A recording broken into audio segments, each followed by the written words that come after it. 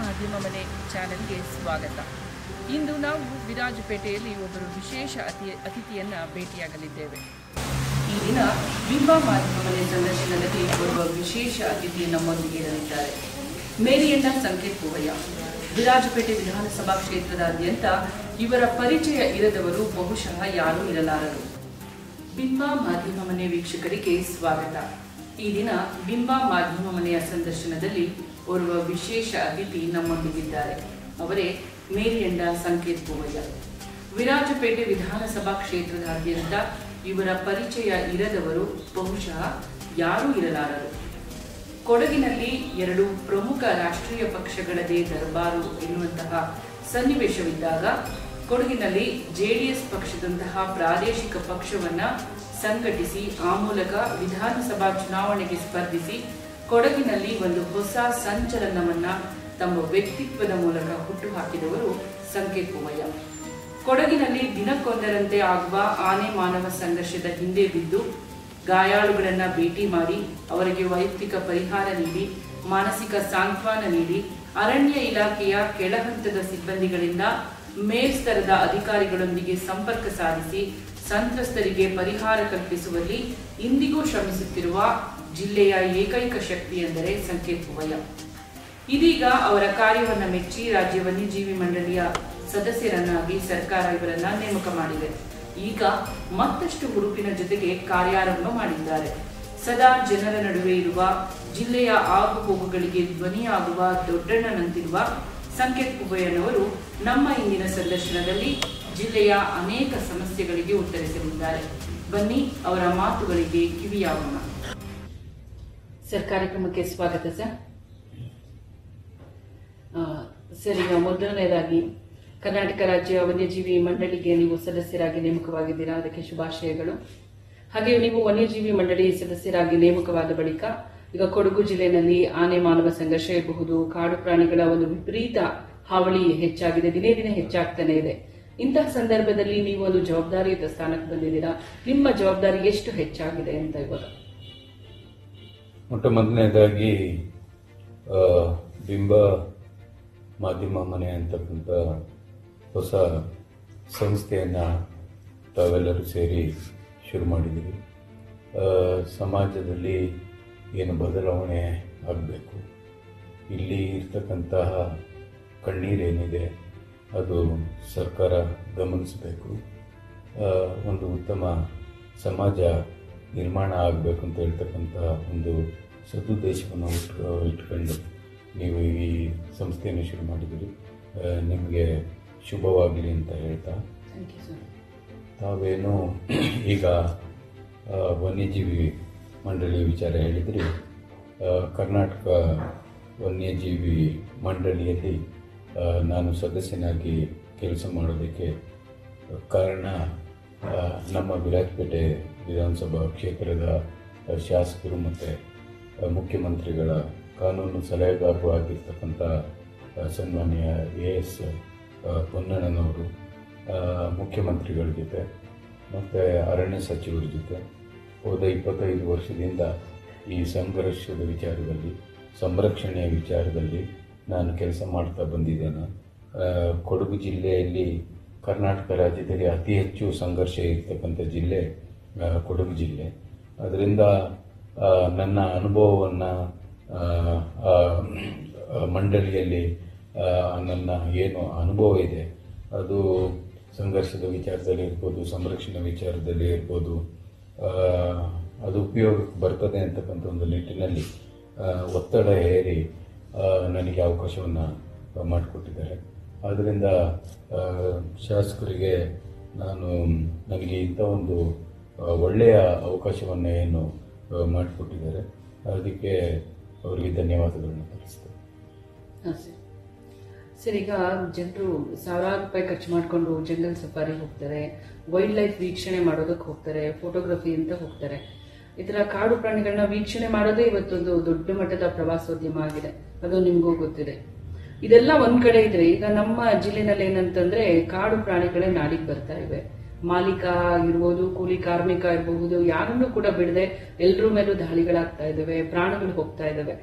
ಹಾಗೆ ಈಗ ವನ್ಯಜೀವಿ ಮತ್ತೆ ಮಾನವ ಸಂಘರ್ಷದಲ್ಲಿ ಬಲಿಯಾದವರ ಸಂಖ್ಯೆ 100ರ ಗಡಿ ದಾಟಿದೆ. ಜಿಲ್ಲೆನಲ್ಲಿ ಅಂಗವೈಕಲ್ಯಕ್ಕೊಳಗಾದವರು ಕೂಡ ಸಾಕಷ್ಟು ಸಂಖ್ಯೆನಲ್ಲಿದೆ. ಈ ಸಂದರ್ಭದಲ್ಲಿ ನೀವು ಏನನ್ನ ಒಂದು ಹೇಳೋದಕ್ಕೆ ಬಯಸ್ತೀರಾ ಸರ್ ಆ ವಿಚಾರವಾಗಿ? ತಾವು ಹೇಳೋದು ಸತ್ಯ ಇದೆ. ಯಾಕಂತ ಹೇಳಿದ್ರೆ ವನ್ಯಜೀವಿ ಮತ್ತೆ ಮಾನವನ ಸಂಘರ್ಷ ಏನಿದೆ, ಕರ್ನಾಟಕ ರಾಜ್ಯದಲ್ಲಿ ಅತಿ ಹೆಚ್ಚು ಸಂಘರ್ಷ ಆಗ್ತಾ ಇರ್ತಕ್ಕಂಥದ್ದು ನಮ್ಮ ಕೊಡಗು ಜಿಲ್ಲೆಯಲ್ಲಿ. ಕೊಡಗು ಜಿಲ್ಲೆಯಲ್ಲಿ ಕೂಡ ವಿರಾಜಪೇಟೆ ವಿಧಾನಸಭಾ ಕ್ಷೇತ್ರದಲ್ಲಿ 90% ಆಗ್ತಾ ಇರ್ತಕ್ಕಂಥದ್ದು ಈ ವಿರಾಜಪೇಟೆ ವಿಧಾನಸಭಾ ಕ್ಷೇತ್ರದ ವ್ಯಾಪ್ತಿಯಲ್ಲಿ. ಅಲ್ಲಿಯೂ ಕೂಡ ಒಂದು 7-8 ಪಂಚಾಯಿತಿ ವ್ಯಾಪ್ತಿಯಲ್ಲಿ ನಿರಂತರವಾಗಿ ಜನ ಈ ಭಯದಲ್ಲೇ ಬದುಕತಕ್ಕಂಥ ವಾತಾವರಣ. ಇದು ಹೋದ ಒಂದು 20 ವರ್ಷದಲ್ಲಿ ಅತಿ ಹೆಚ್ಚು ಪ್ರಕರಣಗಳು ಆಗ್ತಾ ಇರ್ತಕ್ಕಂಥದ್ದು, ದುರ್ಘಟನೆಗಳು ಆಗ್ತಾ ಇರ್ತಕ್ಕಂಥದ್ದು. ಈಗ ನೋಡಿ, ಇಲ್ಲಿ ಏನಾಗಿದೆ, ನಮ್ಮ ಕರ್ನಾಟಕ ರಾಜ್ಯದಲ್ಲಿ ಸುಮಾರು 6,395 ಆನೆಗಳಿದೆ. ಅದರಲ್ಲಿ ಸುಮಾರು 2,000 ಆನೆಗಳು ನಮ್ಮ ಈ ಪ್ರದೇಶದಲ್ಲೇ ಇದೆ. ಸುಮಾರು 563 ಹುಲಿಗಳಿದೆ ಕರ್ನಾಟಕ ರಾಜ್ಯದಲ್ಲಿ. ಈ ದೇಶದಲ್ಲಿ ಅತಿ ಹೆಚ್ಚು ಆನೆಗಳನ್ನು ಹೊಂದಿರತಕ್ಕಂಥ ರಾಜ್ಯ ಕರ್ನಾಟಕ ರಾಜ್ಯ. ಈ ಹುಲಿಗಳ ಸಂಖ್ಯೆ 563 ಏನಿದೆ, ಇದು ಮಧ್ಯಪ್ರದೇಶ ಬಿಟ್ಟರೆ ನಮ್ಮ ದೇಶದಲ್ಲಿ 2ನೇ ಅತಿ ಹೆಚ್ಚು ಹುಲಿ ಇರ್ತಕ್ಕಂಥ ರಾಜ್ಯ ನಮ್ಮ ರಾಜ್ಯ. ಈಗ ಆ 563 ಹುಲಿಗಳಲ್ಲಿ ಸುಮಾರು 135 ಹುಲಿಗಳು ಬರೀ ನಮ್ಮ ನಾಗರಹೊಳೆ ಅಭಯಾರಣ್ಯ ಪ್ರದೇಶದಲ್ಲೇ ಸುಮಾರು 135 ಹುಲಿಗಳಿದೆ. ಈಗ ಹೋದ 20 ವರ್ಷದಿಂದ ಈ ಅತಿ ಹೆಚ್ಚು ಸಂಘರ್ಷಗಳ ಪ್ರಕರಣಗಳು ದಾಖಲಾಗ್ತಾ ಇರ್ತಕ್ಕಂಥದ್ದು. ಈಗ ನಮಗೆ ಕಾಡಾನೆ ಅಂತ ಹೇಳ್ತಕ್ಕಂಥದ್ರಿಂದ ನಮಗೆ ಸಮಸ್ಯೆ ಇಲ್ಲ. ನಮಗೆ ಮೂಲ ಸಮಸ್ಯೆ ಆಗ್ತಾ ಇರ್ತಕ್ಕಂಥದ್ದು ಈ ತೋಟದ ಆನೆಗಳು ಅಂತ ನಾವೇನು ಹೇಳ್ತೀವಿ. ಯಾಕೆ ಈ ತೋಟದ ಆನೆಗಳು ಅಂತಕ್ಕಂಥ ಪದ ಬಳಸ್ತೇನೆ ಅಂತ ಹೇಳಿದ್ರೆ, ನೋಡಿ, ಸುಮಾರು 30 ವರ್ಷದಿಂದ ಈ ಕಾಡಿನಿಂದ ಈ ಅಲ್ಲಿ ಸರಿಯಾದಂತ ಅದಕ್ಕೆ ಮೇವು ನೀರಿನ ವ್ಯವಸ್ಥೆ ಇಲ್ಲದೆ ಇರೋದ್ರಿಂದ ಅದು ಜನವಸತಿ ಪ್ರದೇಶಕ್ಕೆ ಬಂದಿದೆ. ಈಗ ತೋಟಗಳಿಗೆ ಬಂದಂತ ಆನೆ ಸುಮಾರು 30 ವರ್ಷದಿಂದ ಏನು ಮರಿ ಹಾಕ್ತು, ಆ ಮರಿಗಳಿಗೆ ಇವತ್ತು 30 ವರ್ಷ ಆಗಿದೆ. ಆ ಮರಿಗಳು ತೋಟದಲ್ಲಿ ಹುಟ್ಟಿರೋದ್ರಿಂದ, ತೋಟದಲ್ಲಿಯೇ 30 ವರ್ಷ ಸಂಚಾರ ಮಾಡ್ತಾ ಇರೋದ್ರಿಂದ ಆ ಮರಿಗಳು ಕಾಡೇ ನೋಡ್ಲಿಲ್ಲ. ಇವತ್ತೇನು 25-30 ವರ್ಷದ ಆನೆಗಳಿದೆ, ಅದು ಕಾಡನ್ನೇ ನೋಡಿಲ್ಲ. ಸುಮಾರು 60 ವರ್ಷ ಬದುಕ್ತದೆ ಆನೆ. ಸೊ ಅದರಿಂದ ಇವತ್ತು ಅದು ಆ ವಾಸಸ್ಥಾನವೇ ತೋಟ ಅಂತ ತಿಳ್ಕೊಂಡಿರೋದ್ರಿಂದ ಅದನ್ನ ಈಗ ನಾವು ವೈಜ್ಞಾನಿಕವಾಗಿ ಪುನರ್ವಸತಿ ಮಾಡತಕ್ಕಂಥ ಒಂದು ಸವಾಲಿದೆ. ಇದು ಹೋದ 20 ವರ್ಷದಿಂದ ನಮಗೆ ಹೆಚ್ಚು ಸಂಖ್ಯೆ ಆಗಿರ್ತಕ್ಕಂಥದ್ದು. ಸುಮಾರು ನನ್ನ ಪ್ರಕಾರ ಸುಮಾರು 175 ಆನೆಗಳು ಇಲ್ಲಿ ಕೊಡಗಿನಲ್ಲಿ ತೋಟದೊಳಗೇನೆ ಅದು ಹುಟ್ಟಿ ಇಲ್ಲೇ ಬೆಳೆದು ಇಲ್ಲೇ ಸಂಚಾರ ಮಾಡ್ತಾ ಇರ್ತಕ್ಕಂಥದ್ದು ಸಮಸ್ಯೆ. ಇದಕ್ಕೆ ಪರಿಹಾರ ಏನಂತ ಹೇಳಿದ್ರೆ, ಇದಕ್ಕೆ ವೈಜ್ಞಾನಿಕವಾಗಿ ನಾವು ಇದನ್ನ ಪುನರ್ವಸತಿ ಮಾಡತಕ್ಕಂಥ ಒಂದು ವಿಚಾರ. ಮತ್ತೆ ಆನೆಗಳು ಕಾಡಿಂದ ಮುಂದೆ ನಮ್ಮ ಜನವಸತಿ ಪ್ರದೇಶಕ್ಕೆ ಬರದೇ ಇರತಕ್ಕಂಥ ನಿಟ್ಟಿನಲ್ಲಿ ವೈಜ್ಞಾನಿಕವಾಗಿ ಕಂದಕಗಳನ್ನು ನಿರ್ಮಾಣ ಮಾಡತಕ್ಕಂಥದ್ದು, ಅಥವಾ ರೈಲ್ವೆ ಹಳಿಯ ಬೇಲಿಗಳನ್ನು ಹಾಕ್ತಕ್ಕಂಥದ್ದು, ಅಥವಾ ವಿದ್ಯುತ್ ಶಕ್ತಿ ಅಳವಡಿಸಿದಂತಹ ತಂತಿಗಳನ್ನು ಹಾಕ್ತಕ್ಕಂಥದ್ದು, ಈ ಕೆಲಸಗಳನ್ನು ಮಾಡಬೇಕಾಗ್ತದೆ. ಈಗ ಹೋದ 20 ವರ್ಷದಿಂದ ಏನು ಯಾವುದೇ ರೀತಿಯಲ್ಲಿಯೂ ಕೂಡ ಇದಕ್ಕೆ ವೈಜ್ಞಾನಿಕವಾಗಿ ಪರಿಹಾರ ಕಂಡುಕೊಳ್ಳೋದ್ರಲ್ಲಿ ಏನು ವಿಫಲರಾಗಿದ್ದೇವೆ, ಈ ಬಾರಿ ಏನು ಎಸ್ ಪೊನ್ನಣ್ಣನವರು ಈ ಭಾಗದಿಂದ ಏನು ವಿಧಾನಸಭೆಗೆ ಆಯ್ಕೆಯಾಗಿ ಹೋದ್ರು, ಅವರು ಮುಖ್ಯಮಂತ್ರಿಗಳ ಕಾನೂನು ಸಲಹೆಗಾರರಾಗಿಯೂ ಕೂಡ ಒಂದು ಸಂಪುಟ ದರ್ಜೆಯ ಸ್ಥಾನಮಾನ ಹೊಂದಿ ಏನು ಕೆಲಸ ಮಾಡ್ತಾ ಇದ್ದಾರೆ, ಅದಕ್ಕೆ ಸಂಪೂರ್ಣವಾಗಿ ನ್ಯಾಯ ಕೊಡ್ತಾ ಇದ್ದಾರೆ. ಯಾಕೆ ಮಾತನ್ನು ಹೇಳ್ತೇನೆ ಅಂತ ಹೇಳಿದ್ರೆ, ನೋಡಿ, ಮೊಟ್ಟ ಮೊದಲನೇ ಬಾರಿಗೆ ಅವರು ಸದನದಲ್ಲಿ ಮಾತನಾಡ್ತಿರ್ತಕ್ಕಂಥದ್ದು, ಅವರು ವನ್ಯಜೀವಿ ಮತ್ತೆ ಮಾನವನ ಸಂಘರ್ಷದಿಂದ ಜೀವಹಾನಿಯಾಗಿರ್ತಕ್ಕಂಥದ್ದು, ಜನ ಶಾಶ್ವತ ಅಂಗವೈಕಲ್ಯ ಇರ್ತಕ್ಕಂಥದ್ದು, ಮತ್ತೆ ಕೋಟ್ಯಾಂತರ ರೂಪಾಯಿ ಬೆಳೆಗಾರರಿಗೆ ಬೆಳೆ ಹಾನಿಯಾಗಿರ್ತಕ್ಕಂಥದ್ದು, ಮತ್ತೆ ನಿರಂತರವಾಗಿ ಅರಣ್ಯ ಪ್ರದೇಶದ ಸುತ್ತಮುತ್ತಲಿರ್ತಕ್ಕಂಥ ನಾಗರಿಕರು ಕರ್ಫ್ಯೂ ವಾತಾವರಣದಲ್ಲಿ ಬದುಕ್ತಾ ಇರತಕ್ಕಂಥ ವಿಚಾರವನ್ನ ಮುಖ್ಯಮಂತ್ರಿಗಳ ಜೊತೆ ಮತ್ತೆ ಅರಣ್ಯ ಮಂತ್ರಿಗಳ ಜೊತೆ ಚರ್ಚೆ ಮಾಡಿ ಸದನದಲ್ಲಿಯೂ ಕೂಡ ಅದನ್ನು ಮಂಡನೆ ಮಾಡಿ ಸದನದ ಗಮನವನ್ನ ಸರ್ಕಾರದ ಗಮನವನ್ನ ಸೆಳೆಯೋದು ಮಾತ್ರ ಅಲ್ಲ, ಆ ನಿಟ್ಟಿನಲ್ಲಿ ಅವರು ಈ ಕಳೆದ 16 ತಿಂಗಳಿಂದ ನಿರಂತರವಾಗಿ ವೈಜ್ಞಾನಿಕವಾದಂತಹ ಪರಿಹಾರ ಕಂಡುಕೊಳ್ಳೋದಿಕ್ಕೆ ಅವರು ಬರೀ ಪ್ರಯತ್ನ ಮಾಡುವಂಥದ್ದಲ್ಲ, ಕಾರ್ಯಗತ ಆಗ್ತಕ್ಕಂಥ ಯೋಜನೆಗಳನ್ನು ಕೂಡ ಹಾಕೊಂಡು ಬಂದಿದ್ದಾರೆ. ಸ್ವಲ್ಪ ಒಂದು 5 ನಿಮಿಷ ಸಮಯ ತಾವು ನನಗೆ ಇದಕ್ಕೆ ಕೊಡಬೇಕಾಗ್ತದೆ. ಯಾಕೆಂತ ಹೇಳಿದ್ರೆ ಎಸ್ ಪೊನ್ನಣ್ಣನವರು ಇದಕ್ಕೆ ಎಷ್ಟು ಮಹತ್ವ ಕೊಟ್ಟಿದ್ದಾರೆ ಅಂತ ಹೇಳ್ತಕ್ಕಂಥ ವಿಚಾರ ಕೂಡ ನಿಮ್ಮ ವೀಕ್ಷಕರಿಗೆ ನಾವು ತಿಳಿಸಬೇಕಾದಂತ ಕರ್ತವ್ಯ ನಮಗಿದೆ. ಯಾಕೆಂತ ಹೇಳಿದ್ರೆ ಸುಮಾರು 20-25 ವರ್ಷದಲ್ಲಿ ಇರ್ತಕ್ಕಂಥ ಸಮಸ್ಯೆಯನ್ನ ನಾವು ಒಂದೇ ದಿವಸದಲ್ಲಿ ಅದಕ್ಕೆ ಪರಿಹಾರ ಕಂಡುಕೊಳ್ಳೋಕ್ಕಾಗೋದಿಲ್ಲ. ಆದ್ರೆ ವೈಜ್ಞಾನಿಕವಾಗಿ ಅದಕ್ಕೆ ಪರಿಹಾರ ಕಂಡುಕೊಳ್ತಕ್ಕಂಥ ನಿಟ್ಟಿನಲ್ಲಿ ಶಾಸಕರು ಯಾವ ರೀತಿ ಕೆಲಸ ಮಾಡ್ತಾ ಇದ್ದಾರೆ ಅಂತ ಹೇಳಿದ್ರೆ ನೋಡಿ, ಆಗಸ್ಟ್ 12ನೇ ತಾರೀಕು ಇಲ್ಲಿ ಏನು ವಿಶ್ವ ಆನೆ ದಿನ ಅಂತ ಆಚರಣೆ ಆಗ್ತದೆ. ಆಗಸ್ಟ್ 12ನೇ ತಾರೀಕು ಆ ದಿವಸ ಅವರು ಆ ದಿನವನ್ನ ತುಂಬಾ ಅರ್ಥಪೂರ್ಣವಾಗಿ ಕರ್ನಾಟಕ ಸರ್ಕಾರ ಆಚರಣೆ ಮಾಡುವಂತ ರೀತಿಯಲ್ಲಿ ಅವರು ಏನು ಕಾರ್ಯಕ್ರಮ ಆಯೋಜಿಸಿದ್ರು ಅಂದ್ರೆ, ಈಗ ಆನೆಗಳು ಎಲ್ಲಿಂದ ಬಂದಿದೆ ಅಂತ ಹೇಳಿದ್ರೆ ನೀಲಗಿರೀಸ್ ಬಯೋಸ್ಫಿಯರ್ ಬಂದಿದೆ ಆನೆಗಳು. ಈಗ ಆನೆಗಳು ನೀಲಗಿರೀಸ್ ಬಯೋಸ್ಫಿಯರಿಂದ ಕೇರಳದ ವಯನಾಡು ಭಾಗಕ್ಕೆ ಹೋಗಿದೆ, ನಮ್ಮ ಬಂಡೀಪುರದಿಂದ ನಾಗರೋಳೆಯಿಂದ ನಮ್ಮ ಕೊಡಗು ಜಿಲ್ಲೆ ತೋಟಗಳಿಗೆ ಬಂದಿದೆ, ಅಥವಾ ಪಕ್ಕದ ತಮಿಳುನಾಡು ರಾಜ್ಯಕ್ಕೂ ಕೂಡ ಹೋಗಿದೆ, ಗೂಡ್ಲೂರು ಈ ಪ್ರದೇಶಗಳಲ್ಲಿ ಆನೆಗಳ ಸಂಚಾರ ಇದೆ. ಈಗ 3 ರಾಜ್ಯಗಳ ಅರಣ್ಯ ಮಂತ್ರಿಗಳು, 3 ರಾಜ್ಯದ ಪ್ರಧಾನ ಅರಣ್ಯ ಸಂರಕ್ಷಣಾಧಿಕಾರಿಗಳು ಸೇರಿ ಒಂದು ವೈಜ್ಞಾನಿಕವಾದಂತ ಒಂದು ಕಂದಕವನ್ನ ಮಾಡ್ತಕ್ಕಂಥ ಯೋಜನೆಯನ್ನ ರೂಪಿಸ್ತಕ್ಕಂಥ ಒಂದು ಪರಿಸ್ಥಿತಿ ಇದೆ ಇವತ್ತು. ಅದು ತ್ವರಿತಗತಿಯಲ್ಲಿ ಕೂಡ ಆಗ್ಬೇಕಾಗ್ತದೆ. ಆದ್ರಿಂದ ಅವರು ಆಗಸ್ಟ್ 12ನೇ ತಾರೀಕು 3 ರಾಜ್ಯದ ಅರಣ್ಯ ಮಂತ್ರಿಗಳು ಮತ್ತೆ ತೆಲಂಗಾಣದ ಮತ್ತೆ ಜಾರ್ಖಂಡಿನ ಅರಣ್ಯ ಮಂತ್ರಿಗಳು ಕೂಡ ಅವತ್ತು ಆ 12ನೇ ತಾರೀಕು ಒಂದು ವಿಚಾರ ಸಂಕಿರಣ ಮಾಡಿ ಅವರು ಅಲ್ಲಿ ಕೇಂದ್ರದ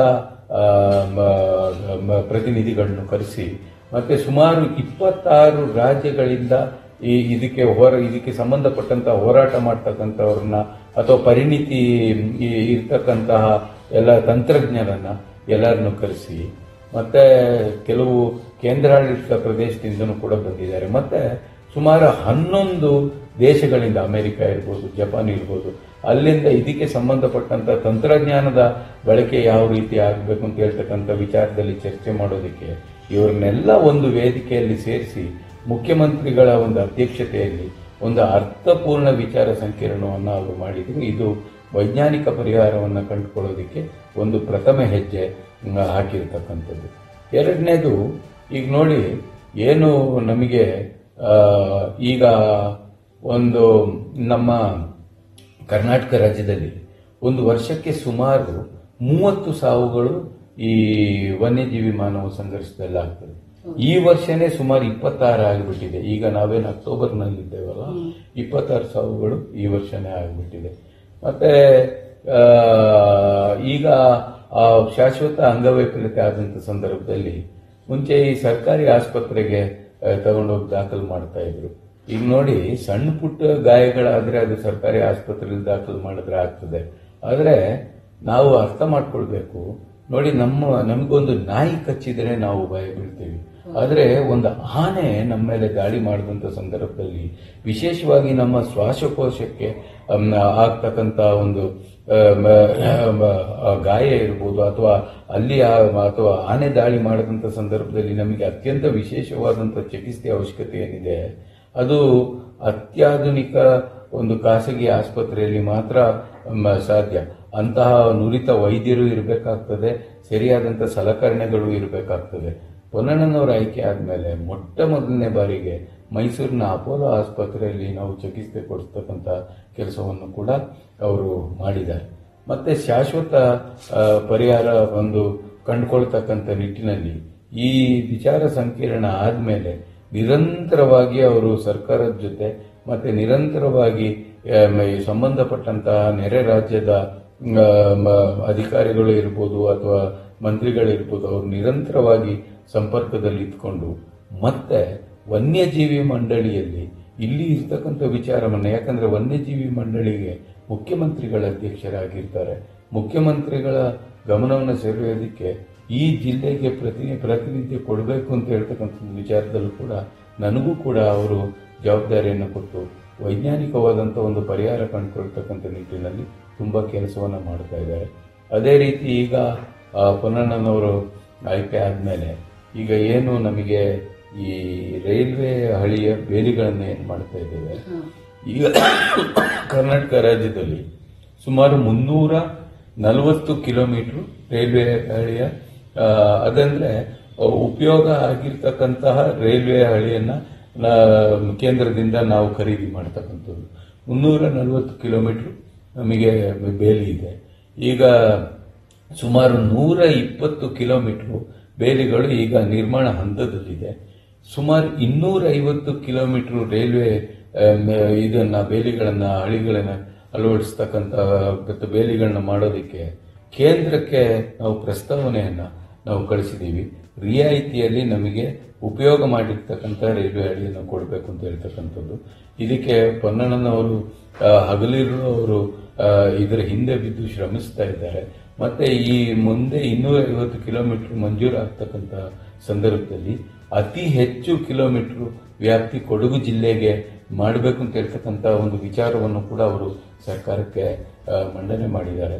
ಮತ್ತೆ ಆಗ್ತಕ್ಕಂಥ ಏನು ಹಳೆ ಕಂದಕಗಳಿದೆ ಅದು ವೈಜ್ಞಾನಿಕವಾಗಿ, ಯಾಕಂದ್ರೆ ಹೋದ 20 ವರ್ಷದಲ್ಲ ಏನು ಕಂದಕಗಳು ನಿರ್ಮಾಣ ಆಗಿದೆ ನೋಡಿ, ಎಷ್ಟೋ ಕಡೆ ಕಂದಕಗಳು ನಿರ್ಮಾಣ ಮಾಡಿದ್ದಾರೆ, ಆದರೆ ಅದನ್ನ ಸರಿಯಾಗಿ ಅವರು ದುರಸ್ತಿ ಮಾಡ್ತಾ ಇಲ್ಲ. ಸರಿಯಾಗಿ ಮಳೆ ಆದ್ಮೇಲೆ ಅದನ್ನ ಸರಿಯಾಗಿ ಸರಿಪಡಿಸ್ತಕ್ಕಂಥ ಕೆಲಸ ಮಾಡ್ತಾ ಇಲ್ಲ. ಆದ್ರಿಂದ ಇವತ್ತೇನಾಗಿದೆ, ಕೆಲವೊಂದು ಜಾಗದಲ್ಲಿ ಉದಾಹರಣೆಗೆ ನೀವು ಕಾನೂರಿಂದ ಬ್ರಹ್ಮಗಿರಿ ವೈಸಾರಿಯಿಂದ ಹಿಡಿದು ಒಡ್ರಮಾಡ್ ತನಕ ನೀವು ನೋಡಿದ್ರೆ ಅಲ್ಲಿ ವೈಜ್ಞಾನಿಕವಾಗಿ ಕಂದಕಗಳು ಮಾಡಿರೋದ್ರಿಂದ ಆ ಭಾಗದಲ್ಲಿ ಆನೆ ಹೊರಗಡೆ ಬರ್ತಾ ಇಲ್ಲ.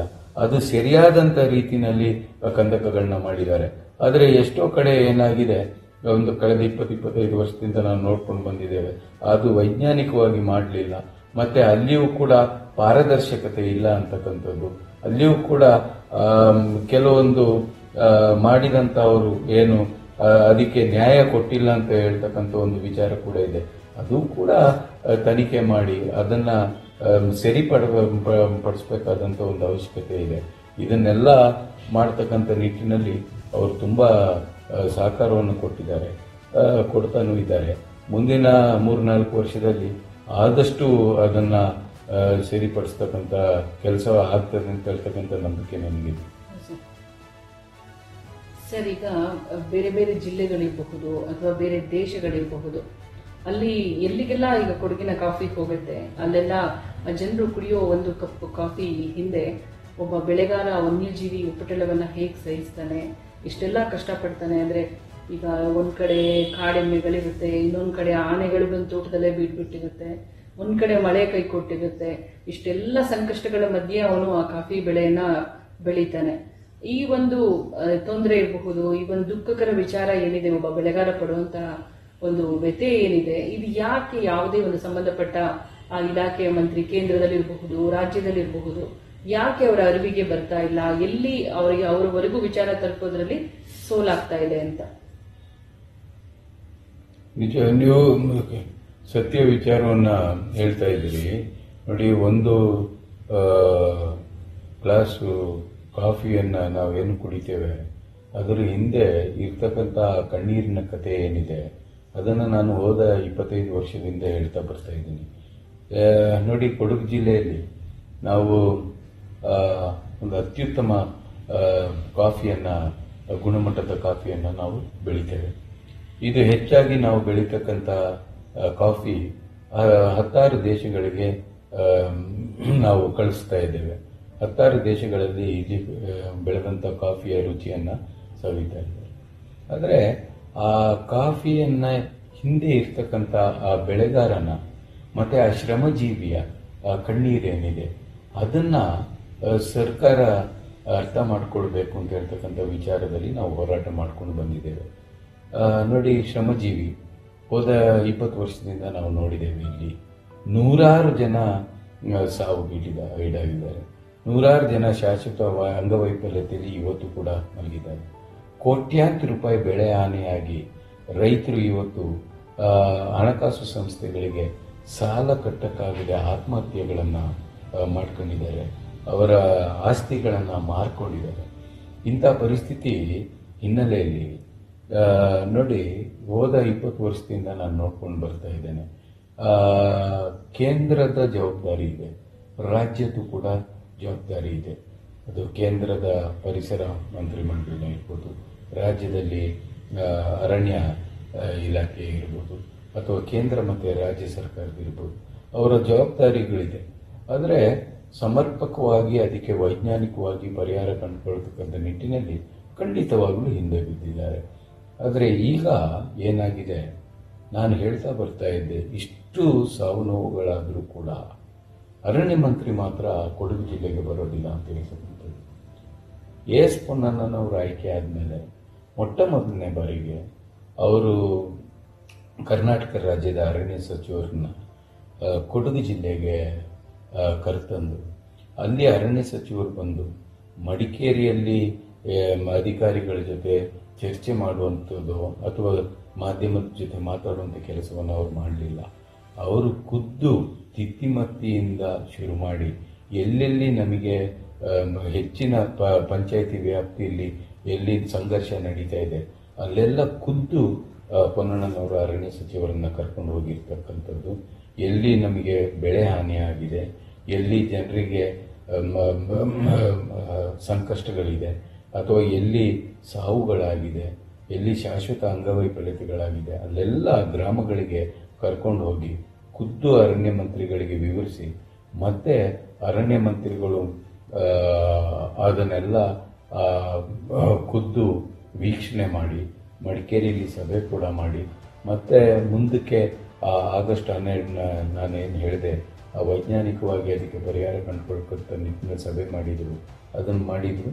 ಮತ್ತು ಇವತ್ತು ಕೂಡ ಅದಕ್ಕೊಂದು ಪರಿಹಾರ ಕಂಡುಕೊಳ್ತಕ್ಕಂಥ ನಿಟ್ಟಿನಲ್ಲಿ ನಿರಂತರವಾಗಿ ಕೆಲಸವನ್ನು ಮಾಡ್ತಾ ಇದ್ದಾರೆ. ಅದರಿಂದ ಈಗ ಏನಾಗಿದೆ, ಹೋದ 15-16 ತಿಂಗಳಿಂದ ಈ ಸಂಘರ್ಷದ ವಿಚಾರದಲ್ಲಿ ಸರ್ಕಾರ ತುಂಬ ಇದೊಂದು ಅತ್ಯಂತ ಮುಖ್ಯ ವಿಚಾರ ಅಂತ ಪರಿಗಣಿಸಿ ವೈಜ್ಞಾನಿಕವಾಗಿ ಪರಿಹಾರ ಕಂಡುಕೊಳ್ಳತಕ್ಕಂಥ ನಿಟ್ಟಿನಲ್ಲಿ ಕೆಲಸ ಮಾಡ್ತಾರೆ.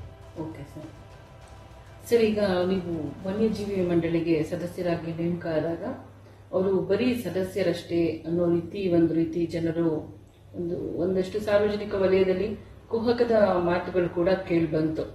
ಆದರೆ ಮುಖ್ಯಮಂತ್ರಿಗಳೇ ಅಧ್ಯಕ್ಷರಾಗಿರುವಂತಹ ಈ ರಾಜ್ಯ ವನ್ಯಜೀವಿ ಮಂಡಳಿನಲ್ಲಿ ನಿಮ್ಮ ಒಂದು ಅಧಿಕಾರ ವ್ಯಾಪ್ತಿಯನ್ನ ತಿಳಿಸಿಕೊಡಬಹುದಾ ಜಿಲ್ಲೆಯ ಜನರಿಗೆ ಅಂತ? ನೋಡಿ, ಅಧಿಕಾರ ವ್ಯಾಪ್ತಿ ಅಂತ ಹೇಳೋದಕ್ಕಿಂತ ಹೆಚ್ಚಾಗಿ ನಾವೆಲ್ಲರೂ ಮೊಟ್ಟ ಮೊದಲನೇದಾಗಿ ಸಮಾಜದಲ್ಲಿ ಜವಾಬ್ದಾರಿತ ನಾಗರಿಕರಾಗಿ ನಾವು ಕೆಲಸ ಮಾಡ್ತಕ್ಕಂಥದ್ದು ಒಂದು. ಎರಡನೇದು, ರಾಜಕಾರಣ ಅಂತ ಬಂದಂಥ ಸಂದರ್ಭದಲ್ಲಿ ನೀವು ಯಾವುದೇ ಪಕ್ಷದಲ್ಲಿ ಇರ್ಬೋದು, ಈ ಚುನಾವಣೆಗಳು ಬಂದಾಗ ಪ್ರಣಾಳಿಕೆ ಅಂತಕ್ಕಂಥದ್ದು, ಸಿದ್ಧಾಂತ ಅಂತಕ್ಕಂಥದ್ದು, ಮತ್ತೆ ಮತ ಕೇಳ್ತಕ್ಕಂಥದ್ದು ಇಂಥದ್ದು ಇರ್ತದೆ. ಆದರೆ ಚುನಾವಣೆ ಆದ್ಮೇಲೆ ಗೆದ್ದವೊಂದು ಜವಾಬ್ದಾರಿ ಇರ್ತದೆ, ಅಥವಾ ಸೋತವೊಂದು ಕೂಡ ಜವಾಬ್ದಾರಿ ಇರ್ತದೆ. ಈಗ ಗೆದ್ದವನು ಕೆಲಸ ಮಾಡಬೇಕಾಗ್ತದೆ, ಸೋತವನು ಕೆಲಸ ತಗೊಳ್ಬೇಕಾಗ್ತದೆ. ಅದರಿಂದ ನಿರಂತರವಾಗಿ ನಾವು ಕೆಲಸ ಮಾಡ್ಕೊಂಡು ಬರೋದು. ಅದಕ್ಕೇನು ಅಧಿಕಾರ ಬೇಕು ಅಂತ ಇಲ್ಲ ಸಮಾಜದ ಮಧ್ಯೆ ನಾವು ಕೆಲಸ ಮಾಡೋದಕ್ಕೆ. ಆದರೆ ಈಗ ತಾವೇನು ಕೇಳ್ತಾ ಇದ್ದೀರಿ, ವನ್ಯಜೀವಿ ಮಂಡಳಿಯಲ್ಲಿ ಇದ್ದು ಏನು ಅದರ ಅಧಿಕಾರ ವ್ಯಾಪ್ತಿ, ನೋಡಿ 25 ವರ್ಷ ನಾನು ಹೋರಾಟ ಮಾಡ್ಕೊಂಡು ಬಂದಿರ್ತಕ್ಕಂಥದ್ದು ಈ ವಿಚಾರದಲ್ಲಿ. ಈಗ ನನಗೆ ಶಾಸಕರು ಒಂದು ಅವಕಾಶವನ್ನು ಮಾಡಿಕೊಟ್ಟಿದ್ದಾರೆ. ಆ ಮಂಡಳಿಯಲ್ಲಿ ಇದ್ಕೊಂಡು ಅಲ್ಲಿ ಸಲಹೆ ಕೊಡ್ತಕ್ಕಂಥದ್ದು, ಅಥವಾ ಅಲ್ಲಿ ಕೆಲವೊಂದು ಇಲ್ಲಿನ ನೋವಿನ ವಿಚಾರಗಳನ್ನು ಮುಖ್ಯಮಂತ್ರಿಗಳ ಜೊತೆ ನೇರವಾಗಿ ಚರ್ಚೆ ಮಾಡ್ತಕ್ಕಂಥ ಒಂದು ಅವಕಾಶವನ್ನು ಮಾಡಿಕೊಟ್ಟಿದ್ದಾರೆ. ಇಲ್ಲಿ ಏನಾಗ್ತದೆ ಅಂತ ಹೇಳಿದ್ರೆ, ನೋಡಿ, ಕರ್ನಾಟಕ ರಾಜ್ಯದ ವನ್ಯಜೀವಿ ಮಂಡಳಿ ಇದು ಯಾಕೆ ಮುಖ್ಯಮಂತ್ರಿಗಳು ಇದಕ್ಕೆ ಅಧ್ಯಕ್ಷರಾಗಿರ್ತಾರೆ ಅಂತಂದ್ರೆ, ಇಲ್ಲಿ ಬರೀ ಅರಣ್ಯ ಇಲಾಖೆ ಮಾತ್ರ ಅಲ್ಲ, ಇದರಲ್ಲಿ 4-5 ಇಲಾಖೆಗಳು ಬರ್ತಕ್ಕಂಥದ್ದು.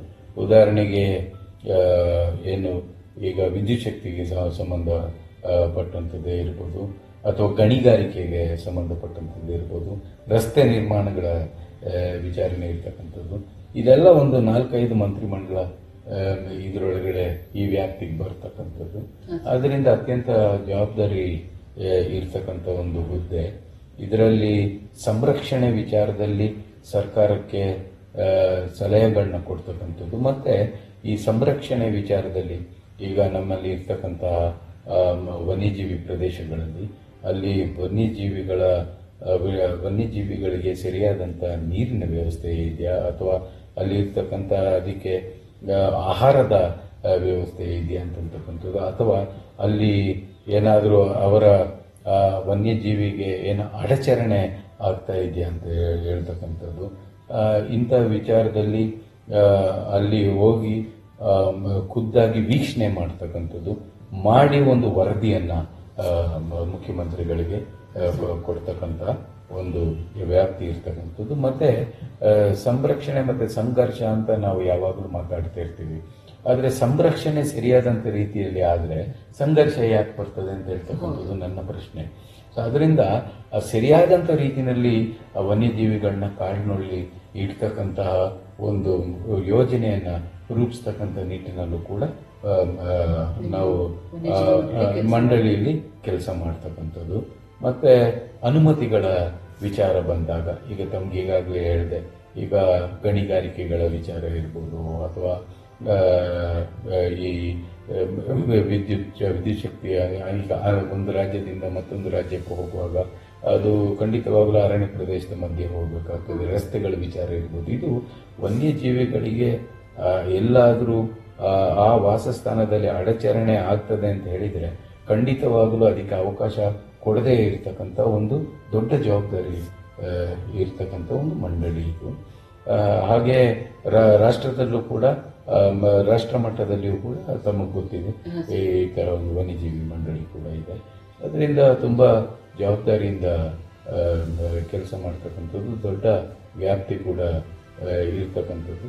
ಈಗ ನನಗೆ ಇದರೊಳಗೆ ಅತಿ ಹೆಚ್ಚು ಕೆಲಸ ಇರತಕ್ಕಂಥದ್ದು ಒಂದು ಸಂಘರ್ಷನ ನಾವು ತಡೆಗಟ್ಟುವಲ್ಲಿ ಶಾಶ್ವತವಾದಂಥ ಪರಿಹಾರ ಕಂಡುಕೊಳ್ತಕ್ಕಂಥ ನಿಟ್ಟಿನಲ್ಲಿ ಮಾಡ್ತಕ್ಕಂತಹ ಕೆಲಸ, ಸಂರಕ್ಷಣೆ ವಿಚಾರದಲ್ಲೂ ಕೂಡ. ಮತ್ತೆ ಕೆಲವೊಂದು ವಿಚಾರಗಳು ಏನಾಗಿದೆ, ಈಗ ನೋಡಿ ಕಾನೂನಿನಲ್ಲಿ ಕೆಲವು ಮಾರ್ಪಾಡುಗಳನ್ನ ತರಬೇಕಾಗ್ತದೆ. ಈಗ ಮುಖ್ಯಮಂತ್ರಿಗಳ ಕಾನೂನು ಸಲಹೆಗಾರರು ಎಸ್ ಪೊನ್ನಣ್ಣನ್ ಅವರು ಆಗಿರೋದ್ರಿಂದ ಈ ಕೆಲಸ ನಮಗೆ ಸ್ವಲ್ಪ ಸುಲಭ ಆಗ್ತದೆ. ಈ ಕಾನೂನಿನ ಮಾರ್ಪಾಡುಗಳು ಏನಂತ ಹೇಳಿದ್ರೆ ನೋಡಿ, ಈಗ ಕೊಡಗು ಜಿಲ್ಲೆ ನಾವು 56ರ ತನಕ ನಾವು ಪ್ರತ್ಯೇಕ ರಾಜ್ಯವಾಗಿತ್ತು. ಈಗ ಮೈಸೂರಿಗೆ ತದನಂತರ ಕರ್ನಾಟಕ ರಾಜ್ಯಕ್ಕೆ ನಾವು ವಿಲೀನ ಆದಂಥ ಸಂದರ್ಭದಲ್ಲಿ ನಮಗೆ ಆ ಪ್ರತ್ಯೇಕ ಕೊಡಗು ವನ್ಯಜೀವಿ ವಲಯ ಇಲ್ಲ. ಈಗ ನಮಗೆ ಮೊದಲನೇದಾಗಿ ಕೊಡಗು ವನ್ಯಜೀವಿ ವಲಯ ಪ್ರತ್ಯೇಕವಾಗಿ ಯಾಕೆ ಮಾಡಬೇಕಂತ ಹೇಳಿದ್ರೆ, ವಿರಾಜಪೇಟೆ ವಿಧಾನಸಭಾ ಕ್ಷೇತ್ರ ಇರ್ಬೋದು, ಮಡಿಕೇರಿ ವಿಧಾನಸಭಾ ಕ್ಷೇತ್ರ ಇರ್ಬೋದು, ಅಥವಾ ಕೊಡಗು ಜಿಲ್ಲೆ ಇರ್ಬೋದು, ಇಡೀ ಕೊಡಗು ಜಿಲ್ಲೆಯಲ್ಲಿ ಬರ್ತಕ್ಕಂಥ ಕಾಡುಗಳು ಕೊಡಗು ಜಿಲ್ಲೆಯ ವನ್ಯಜೀವಿ ವಲಯದ ಒಳಗೇನೆ ಬರಬೇಕಾಗ್ತದೆ. ಯಾಕೆ ಮಾತನ್ನು ಹೇಳ್ತೇನೆ ಅಂತ ಹೇಳಿದ್ರೆ, ಈಗ ನೋಡಿ ಕುಟ್ಟ ಭಾಗ ನಾವು ತಗೊಳ್ಳೋಣ. ಕುಟ್ಟ ಸಿಂಕೋನ ಭಾಗ ಇರ್ಬೋದು, ಹೂವಿನ ಕಾಡು ಇರ್ಬೋದು, ಅಥವಾ ನಾಲ್ಕೇರಿ ಭಾಗ ಇರ್ಬೋದು, ಈ ಭಾಗ ಎಲ್ಲ ಕೆಲವೊಂದು ಹುಣಸೂರು ಭಾಗಕ್ಕೆ ಸೇರಿದೆ. ಅದರಿಂದ ಇವಾಗ ನಾವು ಕಾರ್ಯಾಚರಣೆ ಮಾಡ್ತಕ್ಕಂಥ ಸಂದರ್ಭದಲ್ಲಿ ಆ ಕಡೆಯವರು ಬಂದು ಇಲ್ಲಿ ಸಹಕಾರ ಕೊಡಬೇಕಾಗ್ತದೆ. ಕೆಲವೊಂದು ಭಾಗದಲ್ಲಿ ಪೊನ್ನಂಪೇಟೆ ಭಾಗದವರು ಬರಬೇಕಾಗ್ತದೆ. ಸೊ ಹಾಗಾಗಿ ಈ ಕೊಡಗಿನ ವ್ಯಾಪ್ತಿ ಏನಿದೆ ಅದು ಒಂದೇ ಒಂದು ಮುಖ್ಯ ಅರಣ್ಯ ಸಂರಕ್ಷಣಾಧಿಕಾರಿಗಳ ಕೆಳಗೆ ಬರಬೇಕಾಗ್ತದೆ ಅಂತ ಹೇಳ್ತಕ್ಕಂಥದ್ದು ಒಂದು. ಎರಡನೇದು, ಕಾನೂನಿನಲ್ಲಿ ಸ್ವಲ್ಪ ಮಾರ್ಪಾಡುಗಳು ತರೋದು ಅಂತ ಹೇಳೋದಕ್ಕಿಂತ ಹೆಚ್ಚಾಗಿ ಸ್ವಲ್ಪ ಸಡಿಲಗೊಳಿಸಬೇಕಾಗ್ತದೆ ಅಂತ ಹೇಳ್ತಕ್ಕಂಥದ್ದು. ಈಗಾಗಲೇ ನಾನು ಹೇಳ್ತಾ ಇದ್ದೆ, ಎರಡೇ ಆನೆಯನ್ನ ಹಿಡಿಬೇಕು ಅಂತ ಹೇಳಿದಂಥ ಸಂದರ್ಭದಲ್ಲಿ ಖಂಡಿತವಾಗಲೂ ಅದರಿಂದ ನಾವು ಏನು ಉಪಯೋಗಕ್ಕೆ ಬರೋದಿಲ್ಲ. ಅಲ್ಲಿ ಇರ್ತಕ್ಕಂಥ ಆನೆಗಳನ್ನೆಲ್ಲ ಸೆರೆ ಹಿಡಿದು ವೈಜ್ಞಾನಿಕವಾಗಿ ಪುನರ್ವಸತಿ ಮಾಡಬೇಕು ಅಂತ ಹೇಳ್ತಕ್ಕಂಥದ್ದು. ಹುಲಿಗಳು ವಿಚಾರ ಬಂದಾಗ, ಈಗ ರಾಷ್ಟ್ರೀಯ ಪ್ರಾಣಿ ಆಗಿರೋದ್ರಿಂದ ಕೆಲವೊಂದು ಹುಲಿಯನ್ನ ಹಿಡಿಯೋದಕ್ಕೆ ಕೆಲವೊಂದು ಮಾನದಂಡಗಳಿದೆ. ಈಗ ಹುಲಿಯನ್ನ, ಈಗ ಒಂದು ಹಸುವನ್ನ ತಿಂದಂತ ಸಂದರ್ಭದಲ್ಲಿ ಅಲ್ಲಿ ಹುಲಿಯನ್ನ ಫಸ್ಟ್ ಈ ಕ್ಯಾಮ್ರಾಗಳನ್ನು ಅಳವಡಿಸಿ ಅದರ ಹುಲಿಯ ನಂಬರ್ ಅನ್ನು ತಗೊಳ್ಬೇಕು ಅಂತ ಹೇಳ್ತಕ್ಕಂಥದ್ದು, ಆ ಹುಲಿಯ ಸಂಖ್ಯೆಯನ್ನು ತಗೊಳ್ಬೇಕು ಅಂತ ಹೇಳ್ತಕ್ಕಂಥದ್ದು, ಮತ್ತೆ ಅದಾದ್ಮೇಲೆ ಪಂಜರ ಇಡ್ತಕ್ಕಂಥದ್ದು, ಅದಾದ್ಮೇಲೆ ಸೆರೆ ಸಿಗದೇ ಇದ್ರೆ ಮತ್ತೆ ಅದನ್ನ ಕಾಡಿಗಟ್ಟತಕ್ಕಂಥ ಕೆಲಸ, ಅಥವಾ ಅದು ಕಾಡಿಗೆ ಹೋಗದೇ ಇದ್ರೆ ಅಥವಾ ಅತಿ ಹೆಚ್ಚು ಉಪಟಳ ಆದಂಥ ಸಂದರ್ಭದಲ್ಲಿ ಮತ್ತೆ ಅರವಳಿಕೆಯನ್ನ ನೀಡಿ ಅದನ್ನ ಸೆರೆ ಹಿಡಿತಕ್ಕಂಥದ್ದು. ಈಗ ಏನಾಗ್ತದೆ, ಅಷ್ಟು ಹೆಚ್ಚು ಸಮಯ ಒಂದೇ ಕಡೆ ಹುಲಿ ಇರುವಂತ ಸಾಧ್ಯತೆ ಕೂಡ ಇರೋದಿಲ್ಲ. ಅದರಿಂದ ಕೆಲವೊಂದು ಪರಿಸ್ಥಿತಿಗೆ ಸರಿಯಾಗಿ ಕಾನೂನನ್ನ ಮಾಡತಕ್ಕಂತ ಒಂದು ವ್ಯವಸ್ಥೆ ಬೇಕಾಗ್ತದೆ. ಅದು ಈಗ ಸುಮಾರು 50 ವರ್ಷದಿಂದ ಇರ್ತಕ್ಕಂಥದ್ದನ್ನು ಬದಲಾವಣೆ ಕೂಡ ತರಬೇಕಾಗ್ತದೆ ಅಂತ ಹೇಳ್ತಕ್ಕಂಥದ್ದು. ಇದನ್ನೆಲ್ಲ ಸರಿಯಾದಂತ ನಿಟ್ಟಿನಲ್ಲಿ ಸಡಿಲಗೊಳಿಸ್ತಕ್ಕಂಥ ವಿಚಾರನೆ ಇರ್ಬೋದು, ಅಥವಾ ಕಾರ್ಯಾಚರಣೆಯ ವಿಚಾರ ಇರ್ಬೋದು, ಅಲ್ಲಿ ಇರ್ತಕ್ಕಂಥ ಲೋಪದೋಷಗಳನ್ನು ಸರಿಪಡಿಸೋದಕ್ಕೆ ಶ್ರಮಿಸ್ತಾ ಇದ್ದಾರೆ ಪೊನ್ನಣ್ಣ ಅವರು. ಖಂಡಿತವಾಗ್ಲೂ ನಾವು ಇನ್ನೊಂದು 2-3 ವರ್ಷದಲ್ಲಿ ಸಾರ್ವಜನಿಕರಿಗೆ ಅರಣ್ಯ ಪ್ರದೇಶದ ಸುತ್ತಮುತ್ತಲು ಇರ್ತಕ್ಕಂಥವ್ರಿಗೆ ಹೌದು ಸರಿಯಾದಂಥ ನಿಟ್ಟಿನಲ್ಲಿ ಕೆಲಸ ಆಗ್ತಾ ಇದೆ, ನಾವು ಕೂಡ ನೆಮ್ಮದಿಯಿಂದ ನಮ್ಮ ಕೃಷಿ ಚಟುವಟಿಕೆಯನ್ನು ಮಾಡಬಹುದು, ಶ್ರಮಜೀವಿಗಳು ಕೂಡ ನೆಮ್ಮದಿಯಿಂದ ಹೋಗಿ ಕೆಲಸ ಮಾಡಬೇಕು ಅಂತಕ್ಕಂಥ ಒಂದು ವಾತಾವರಣ ನಿರ್ಮಾಣ ಆಗ್ತದೆ ಅಂತಕ್ಕಂಥ ನಂಬಿಕೆ ನನಗೆ. ಸರ್, ಈಗ ಮುಂದಿನ ಪ್ರಶ್ನೆ ಏನಂತಂದ್ರೆ, ಈಗ ಅರಣ್ಯ ಇಲಾಖೆ ನಿಶ್ಚಿತವಾಗೂ ಈ ಕೊಡಗಲ್ಲಿ ಆಗ್ತಾ ಇರುವಂತಹ ಈ ಆನೆ ಮಾನವ ಸಂಘರ್ಷ ಇರಬಹುದು, ಅಥವಾ ಕಾಡು ಪ್ರಾಣಿಗಳ ಉಪಟಳ ಇರಬಹುದು, ಅಥವಾ ಕಾಡ್ಗಿಚ್ಚಿರಬಹುದು, ಇದನ್ನೆಲ್ಲ ನಿಯಂತ್ರಿಸುವಷ್ಟು ಶಕ್ತವಾಗಿದೆಯಾ ಅಂತ. ಏಕೆಂದ್ರೆ ಈಗ ನನಗೆ ಒಂದು ಸಂದರ್ಭದಲ್ಲಿ ನಾನು ಒಂದ್ಸರಿ CCF ಅವ್ರನ್ನ ಸಂದರ್ಶನ ಮಾಡುವಾಗ ಅವರೊಂದು ಮಾತು ಹೇಳಿದ್ರು. ಅಂದ್ರೆ ಈಗಲೂ ಕೂಡ ಇದು ಸೊಪ್ಪಿನ ಕೊಂಬೆಗಳಲ್ಲಿ ಬೆಂಕಿ ಕಾಡ್ಗಿಚ್ಚನ ಹಾರಿಸುವಂತ ಒಂದು ಇದನ್ನ ನಾವು ಮಾಡ್ತಾ ಇದ್ವಿ. ಅಂದ್ರೆ ಅರಣ್ಯ ಸಿಬ್ಬಂದಿಗಳ ಜೊತೆ ಹಸಿ ಕೊಂಬೆಗಳನ್ನ ತಗೊಂಡು ಹೋಗಿ ಬೆಂಕಿನ ಬಡ್ದು ಅದರಲ್ಲಿ ಹೋಗಿಸುವಂತದ್ದು. ಅದೇ ಈಗ ವಿದೇಶಗಳಲ್ಲೆಲ್ಲ ಹೆಲಿಕಾಪ್ಟರ್ ಇಂದ ನೀರು ತಗೊಂಡ್ಬಂದು ಹಾಕಿ ಬೆಂಕಿನ ಹೋಗ್ಸೋದು, ಈ ತರದನ್ನೆಲ್ಲ ನಾವು ನೋಡಿರ್ತೀವಿ ನ್ಯಾಷನಲ್ ಜಿಯೋಗ್ರಫಿ ಚಾನೆಲ್ಗಳಲ್ಲೆಲ್ಲ. ಅಂತ ಒಂದು ಸುಧಾರಿತ ತಂತ್ರಜ್ಞಾನ ವಿದೇಶದಲ್ಲೆಲ್ಲ ಬಂದಿದೆ. ನಮ್ಮಲ್ಲಿ ಇನ್ನೂ ಈ ತರ ಸೊಪ್ಪಿನ ಕೊಂಬೆಗಳಿರಬಹುದು, ಸಿಬ್ಬಂದಿಗಳು ವಾಚ್ ಟವರ್ ಮೇಲೆ ನಿಂತ್ಕೊಂಡು ಕಾಯುವಂತದ್ದು ಇರಬಹುದು. ಈ ತರದ ಒಂದು ಸಾಂಪ್ರದಾಯಿಕ ವಿಧಾನಗಳಲ್ಲೇ ನಾವಿನ್ನೂ ಇದ್ದೀವಿ.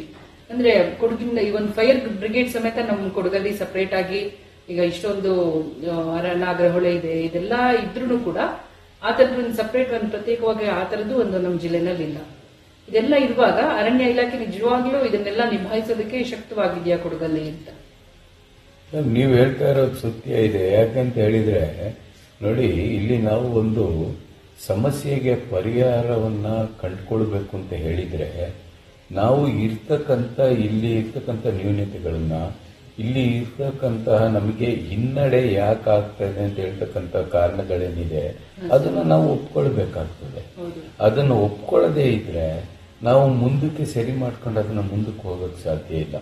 ಈಗ ಏನಾಗಿದೆ ತಮ್ಗೆ ಹೇಳ್ದಂಗೆ ಕಳೆದ 20 ವರ್ಷದಿಂದ ಇದೂ ಒಂದು ಕಾರಣ ಇದೆ ನಮಗೆ ಹಿನ್ನಡೆ ಆಗೋದಕ್ಕೆ, ವೈಜ್ಞಾನಿಕವಾಗಿ ಪರಿಹಾರ ಕಂಡುಕೊಳ್ಳೋದಿಕ್ಕೆ. ಆದ್ರೆ ಪೊನ್ನಣ್ಣನವರು ಆಯ್ಕೆ ಆದ್ಮೇಲೆ ಈ ಆಗಸ್ಟ್ 12ನೇ ತಾರೀಕಿನ ವಿಚಾರ ಸಂಕಿರಣ ಇದು ಯಾಕೆ ತಮಗೆ ಪದೇ ಪದೇ ಹೇಳ್ತಾ ಇದ್ದೇನೆ, ಅಥವಾ ಯಾಕೆ ಅದಕ್ಕೆ ಇಷ್ಟೊಂದು ಸಮಯವನ್ನು ತಗೊಳ್ತಾ ಇದ್ದೇನೆ ಅಥವಾ ಮಹತ್ವವನ್ನು ಕೊಡ್ತಾ ಇದ್ದೇನೆ ಅಂತ ಹೇಳಿದ್ರೆ, ಮೊಟ್ಟ ಮೊದಲನೇ ಬಾರಿಗೆ ಈ 3 ರಾಜ್ಯಗಳನ್ನ ಒಂದು ಮಾಡತಕ್ಕಂಥ ವಿಚಾರ ಮಾತ್ರ ಅಲ್ಲ, ಇಲ್ಲಿ 11 ದೇಶಗಳಿಂದ, ನಮ್ಮ ದೇಶದ 26 ರಾಜ್ಯ ಮತ್ತೆ ಕೇಂದ್ರಾಡಳಿತ ಪ್ರದೇಶಗಳಿಂದ ತಂತ್ರಜ್ಞಾನದ ಬಳಕೆ ಹೇಗೆ ಆಗಬೇಕು, ನಾವು ಯಾವ ರೀತಿ ಮುಂದಕ್ಕೆ ಹೋಗಬೇಕು.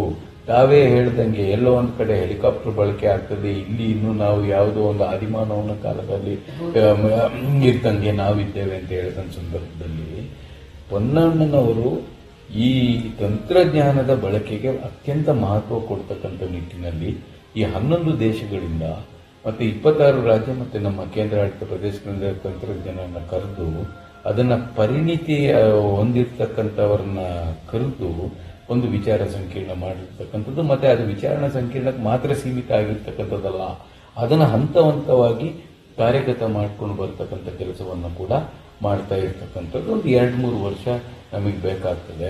ಅದರಿಂದ ಅದು ತಂತ್ರಜ್ಞಾನದ ಬಳಕೆ ಅತಿ ಮುಖ್ಯ ಆಗ್ತದೆ. ಮತ್ತೆ ತಾವೇ ಹೇಳಿದಂಗೆ ಸರಿಯಾದಂತ ರೀತಿಯ ಸಲಕರಣೆಗಳು ಕೊಡ್ತಕ್ಕಂಥದ್ದು ಮತ್ತೆ ಸಿಬ್ಬಂದಿ ಕೊರತೆ ಇದೆ. ಈ ಸಿಬ್ಬಂದಿಯ ಕೊರತೆಯನ್ನ ತುಂಬಿಸ್ತಕ್ಕಂಥದ್ದು. ಈಗಾಗಲೇ ಆನೆ ಕಾರ್ಯಾಚರಣೆ, ಈಗ ನಮಗೆ ಆನೆ ಕಾರ್ಯಪಡೆ ಇದೆ, ಮತ್ತೆ ಕ್ಷಿಪ್ರ ಕಾರ್ಯಪಡೆ ಕೂಡ ಇದೆ, ನಮಗೆ ETF ಇದೆ, RRT ಇದೆ.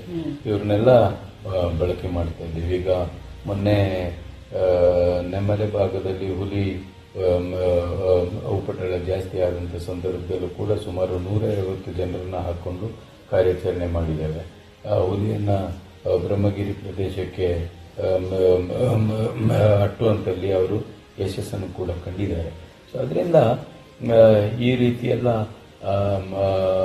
ಒಂದು ತಂತ್ರಜ್ಞಾನದ ಬಳಕೆನೇ ಇರ್ಬೋದು, ಅಥವಾ ಸರಿಯಾದಂಥ ನಿಟ್ಟಿನಲ್ಲಿ ಕಾರ್ಯಾಚರಣೆಗೆ ಸರ್ಕಾರ ಇಲಾಖೆಗೆ ಸಿಬ್ಬಂದಿಗಳಿಗೆ ಬೆಂಬಲ ಕೊಡ್ತಕ್ಕಂಥ ಕೆಲಸ ಶಾಸಕರ ನೇತೃತ್ವದಲ್ಲಿ ಆಗ್ತಾ ಇದೆ. ಮತ್ತೆ ಇಲ್ಲಿ ನೋಡಿ, ಅತಿ ಮುಖ್ಯವಾದಂಥ ವಿಚಾರ ಏನಿದೆ, ಇದು ಬರೀ ಸರ್ಕಾರದ್ದು ಅಥವಾ ಇಲಾಖೆದು ಜವಾಬ್ದಾರಿ ಅಲ್ಲ. ಇಲ್ಲಿ ನಾವು ಸಮಾಜ ಕೂಡ ಒಂದಾಗಿ ಇದಕ್ಕೊಂದು ಪರಿಹಾರ ಕಂಡುಕೊಳ್ತಕ್ಕಂಥ ನಿಟ್ಟಿನಲ್ಲಿ ನಾವು ಎಲ್ಲರೂ ಕೆಲಸ ಮಾಡಬೇಕಾಗ್ತದೆ. ನಮ್ಮ ಜವಾಬ್ದಾರಿಯನ್ನು ಕೂಡ ಅರ್ಥಕೊಳ್ಬೇಕಾಗ್ತದೆ. ಸಮಾಜ ಕೂಡ ಏನು ಈಗ ನಮಗೆ ಜನ ಏನು ಇವತ್ತು ಶಾಸಕರು ಇಷ್ಟೊಂದು ಶ್ರಮಪಟ್ಟು ಇದಕ್ಕೊಂದು ಪರಿಹಾರ ಕಂಡುಕೊಳ್ತಕ್ಕಂಥ ನಿಟ್ಟಿನಲ್ಲಿ ಕೆಲಸ ಮಾಡ್ತಾ ಇದ್ದಾರೆ, ನಾವೆಲ್ಲರೂ ಕೈ ಜೋಡಿಸ್ಕೊಳ್ಬೇಕು ಅಂತ ಹೇಳ್ತಕ್ಕಂಥದ್ದು ನನ್ನ ಮನವಿ.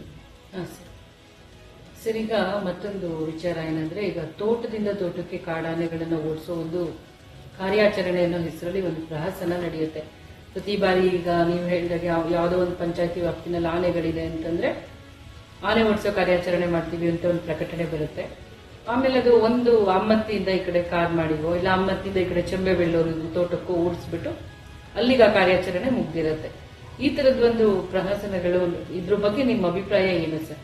ಅಂದ್ರೆ ಇದಕ್ಕೆ ಇದಲ್ದೇನೆ ಬೇರೆ ಏನ್ ಮಾಡಬಹುದು ಅಂತ. ಈಗ ನೋಡಿ, ಆನೆನೇ ಇರ್ಬೋದು. ಈಗ ನಮಗೆ ಸಮಸ್ಯೆ ಇರೋದು ಯಾವುದು? ಆನೆಯಿಂದ ಸಮಸ್ಯೆ ಇದೆ, ಹುಲಿಯಿಂದ ಸಮಸ್ಯೆ ಇದೆ, ನಮಗೆ ಕಾಡು ಕೋಣಗಳಿಂದ ಸಮಸ್ಯೆ ಇದೆ, ಹಂದಿಯಿಂದ ಸಮಸ್ಯೆ ಇದೆ, ಕರಡಿಯಿಂದ ಸಮಸ್ಯೆ ಇದೆ, ಮಂಗಗಳಿಂದ ಸಮಸ್ಯೆ ಇದೆ ಒಬ್ಬ ರೈತನಿಗೆ, ಅಲ್ವಾ? ಈಗ ತಾವು ಆನೆ ಪ್ರಶ್ನೆ ಕೇಳಿದ್ರಿ. ಈಗ ಆನೆಯನ್ನ ನಾವು ನಮಗಿರ್ತಕ್ಕಂಥ ಸಮಸ್ಯೆ ಕಾಡು ಆನೆಯಿಂದಲ್ಲ, ನಮಗಿರ್ತಕ್ಕಂಥ ಸಮಸ್ಯೆ ತೋಟದ ಆನೆಗಳಿಂದ. 20-30 ವರ್ಷದಿಂದ ಇಲ್ಲೇ ಇದೆ ಆನೆಗಳು. ಈಗ ಆ ಆನೆಗಳನ್ನ ನೀವು ಒಂದು ಗ್ರಾಮದಿಂದ ಇನ್ನೊಂದು ಗ್ರಾಮಕ್ಕೋ ಅಥವಾ ಒಂದು ತೋಟದಿಂದ ಇನ್ನೊಂದು ತೋಟಕ್ಕೋ ಆನೆಗಳನ್ನ ಅಟ್ಟಿ ಯಾವುದೇ ರೀತಿ ಸಮಸ್ಯೆಗೆ ಪರಿಹಾರ ಇಲ್ಲ. ಇಲ್ಲಿ ಸಮಸ್ಯೆ ಆಗ್ತಾ ಇರ್ತದೆ, ಮತ್ತೊಂದು ಊರಲ್ಲಿ ಸಮಸ್ಯೆ ಆಗ್ತದೆ. ಇದಕ್ಕೆ ಶಾಶ್ವತವಾದ ಪರಿಹಾರ ಆನೆಗಳನ್ನ ಸೆರೆ ಹಿಡಿದು ವೈಜ್ಞಾನಿಕವಾಗಿ ಪುನರ್ವಸತಿ ಮಾಡಬೇಕಾಗ್ತದೆ. ಆ ಆನೆ ಮತ್ತೆ ಕಾಡಿನಿಂದ ವಾಪಸ್ ಬರದೇ ಇರ್ತಕ್ಕಂಥ ರೀತಿನಲ್ಲಿ ಅದನ್ನ ಪುನರ್ವಸತಿ ಮಾಡಬೇಕಾಗ್ತದೆ. ಅದರಿಂದ ತಮ್ಗೆ ಹೇಳಿದೆ, ಈಗ ಆನೆಗಳನ್ನ ಸೆರೆ ಹಿಡಿಯೋದಿಕ್ಕೆ ಒಟ್ಟಾರೆ ಈ 175 ಆನೆಗಳನ್ನ ಸೆರೆ ಹಿಡಿದು ಪುನರ್ವಸತಿ ಮಾಡಬೇಕಂದ್ರೆ ಕಾನೂನಿನ ಕೆಲವು ಮಾರ್ಪಾಡುಗಳನ್ನ ಮಾಡಬೇಕಾಗ್ತದೆ. ಅದಕ್ಕೆ ಕೇಂದ್ರದಿಂದನೂ ಕೂಡ ಅನುಮೋದನೆಗಳು ಬೇಕಾಗ್ತದೆ, ಕೇಂದ್ರದ ಸಹಕಾರ ಬೇಕಾಗ್ತದೆ. ಅದರಿಂದ ಯಾರು ಇಲ್ಲಿಂದ ಸಂಸದರಾಗಿ ಆಯ್ಕೆಯಾಗಿ ಹೋಗ್ತಾರೆ ಅವರಿಗೆ ಅತಿ ದೊಡ್ಡ ಜವಾಬ್ದಾರಿ ಇರ್ತದೆ. ಅವರು ಕೇಂದ್ರ ಪರಿಸರ ಮಂತ್ರಿ ಮಂಡಲದ ಜೊತೆ, ಇಲಾಖೆ ಜೊತೆ ಅವರು ಮಾತನಾಡಬೇಕಾಗ್ತದೆ. ಕಾನೂನನ್ನು ಸ್ವಲ್ಪ ಸಡಿಲಗೊಳಿಸಬೇಕು ಅಂತಕ್ಕಂಥ ಒತ್ತಡವನ್ನ ಸಂಸದರು ತರಬೇಕಾಗ್ತದೆ. ಅಲ್ಲಿ ಕೆಲವು ಮಾರ್ಪಾಡುಗಳನ್ನು ಮಾಡಬೇಕು ಅಂತಕ್ಕಂಥ ಒಂದು ಒತ್ತಡವನ್ನು ಸಂಸದರು ತರಬೇಕಾಗ್ತದೆ. ಮತ್ತೆ ಶಾಸಕರಿಗೆ ಸಂಪೂರ್ಣ ಅವರು ಸಹಕಾರ ಕೂಡ ಕೊಡಬೇಕಾಗ್ತದೆ. ಈ ಕೆಲಸ ಮಾಡಿದಂತ ಸಂದರ್ಭದಲ್ಲಿ ನಾವು ವೈಜ್ಞಾನಿಕವಾಗಿ ಪುನರ್ವಸತಿ ಮಾಡಬಹುದು. ಶಾಸಕರು ಈಗಾಗಲೇ ಅದನ್ನ ಪ್ರಸ್ತಾವನೆ ಕೂಡ ಮಾಡಿದ್ದಾರೆ.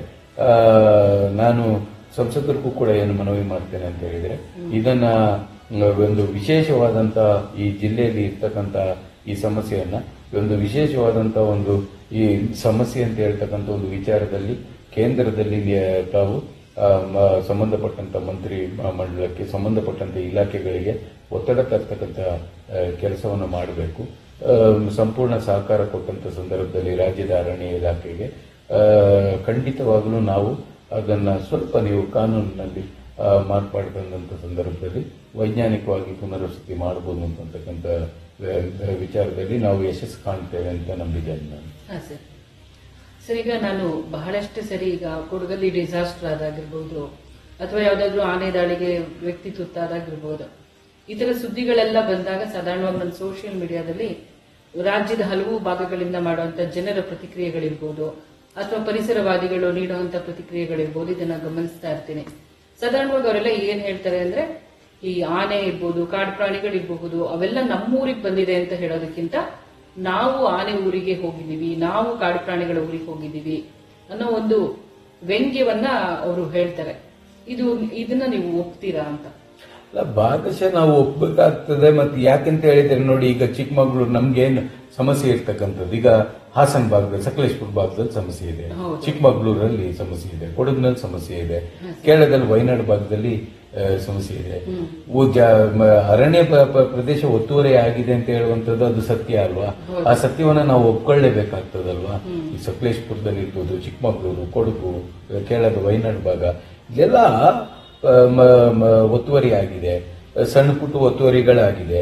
ಈಗ ದೊಡ್ಡ ದೊಡ್ಡ ಸಂಸ್ಥೆಗಳು ನೂರಾರು ಎಕರೆ ಈ ಜಿಲ್ಲೆಗಳಲ್ಲಿ ನೂರಾರು ಎಕರೆ ಆಸ್ತಿಗಳನ್ನು ಹೊಂದಿದೆಯಲ್ಲ, ಸಾವಿರಾರು ಎಕರೆ ಆಸ್ತಿಗಳು ಹೊಂದಿರುವಂತ ಸಂಸ್ಥೆಗಳಿದೆಯಲ್ಲ, ಆ ದೊಡ್ಡ ದೊಡ್ಡ ಸಂಸ್ಥೆಗಳನ್ನು ಕೂಡ ತಾವು ನೋಡಿ ನೂರಾರು ಎಕರೆ ಅವರು ಒತ್ತುವರಿ ಮಾಡ್ಕೊಂಡಿದ್ದಾರೆ ಎಲ್ಲ ಅರಣ್ಯ ಪ್ರದೇಶ ಅಲ್ವಾ? ಅದರಿಂದ ಅದರ ವಾಸಸ್ಥಾನವನ್ನು ಒತ್ತುವರಿ ಆಗಿರ್ತಕ್ಕಂಥದ್ದು ಅದು ಆ ವಿಚಾರ ಅವ್ರು ಏನ್ ಹೇಳ್ತಾರೆ ಅದು ಸತ್ಯ ಇದೆ, ಅದರಲ್ಲಿ ಸತ್ಯ ಇದೆ. ಸರಿ ಸರ್, ಈಗ ನೀವು ಒಂದು ಪ್ರಮುಖ ಪ್ರಾದೇಶಿಕ ಪಕ್ಷದ ನೇತರರಾಗಿದ್ದೀರಿ ಮೊದಲು, ಆದ್ರೆ ಈಗ ಒಂದು ಪ್ರಮುಖ ರಾಷ್ಟ್ರೀಯ ಪಕ್ಷದಲ್ಲಿದ್ದೀರಾ. ಅದಲ್ಲದೆ ಜಿಲ್ಲೆನಲ್ಲಿ ಈಗ 20 ವರ್ಷಗಳ ಬಳಿಕ ಒಂದು ಹೊಸ ಪರ್ವ ಆರಂಭವಾಗಿದೆ. ಅಂದ್ರೆ ಬಿಜೆಪಿಯ ಒಂದು ಅಧಿಕಾರಾವಧಿ ಮುಗಿದು ಈಗ ಕಾಂಗ್ರೆಸ್ ಅಧಿಕಾರವನ್ನು ಹಿಡಿದಿದೆ. ಈ ಒಂದು ಬದಲಾವಣೆ ನಿಮ್ಗೆ ಹೇಗೆ ಕಾಣಿಸ್ತಾ ಇದೆ ಸರ್? ನಾವೊಂದು 25 ವರ್ಷದಿಂದ ಪ್ರಾದೇಶಿಕ ಪಕ್ಷದಲ್ಲಿ ಕೆಲಸ ಮಾಡ್ಕೊಂಡು ಬಂದೆ.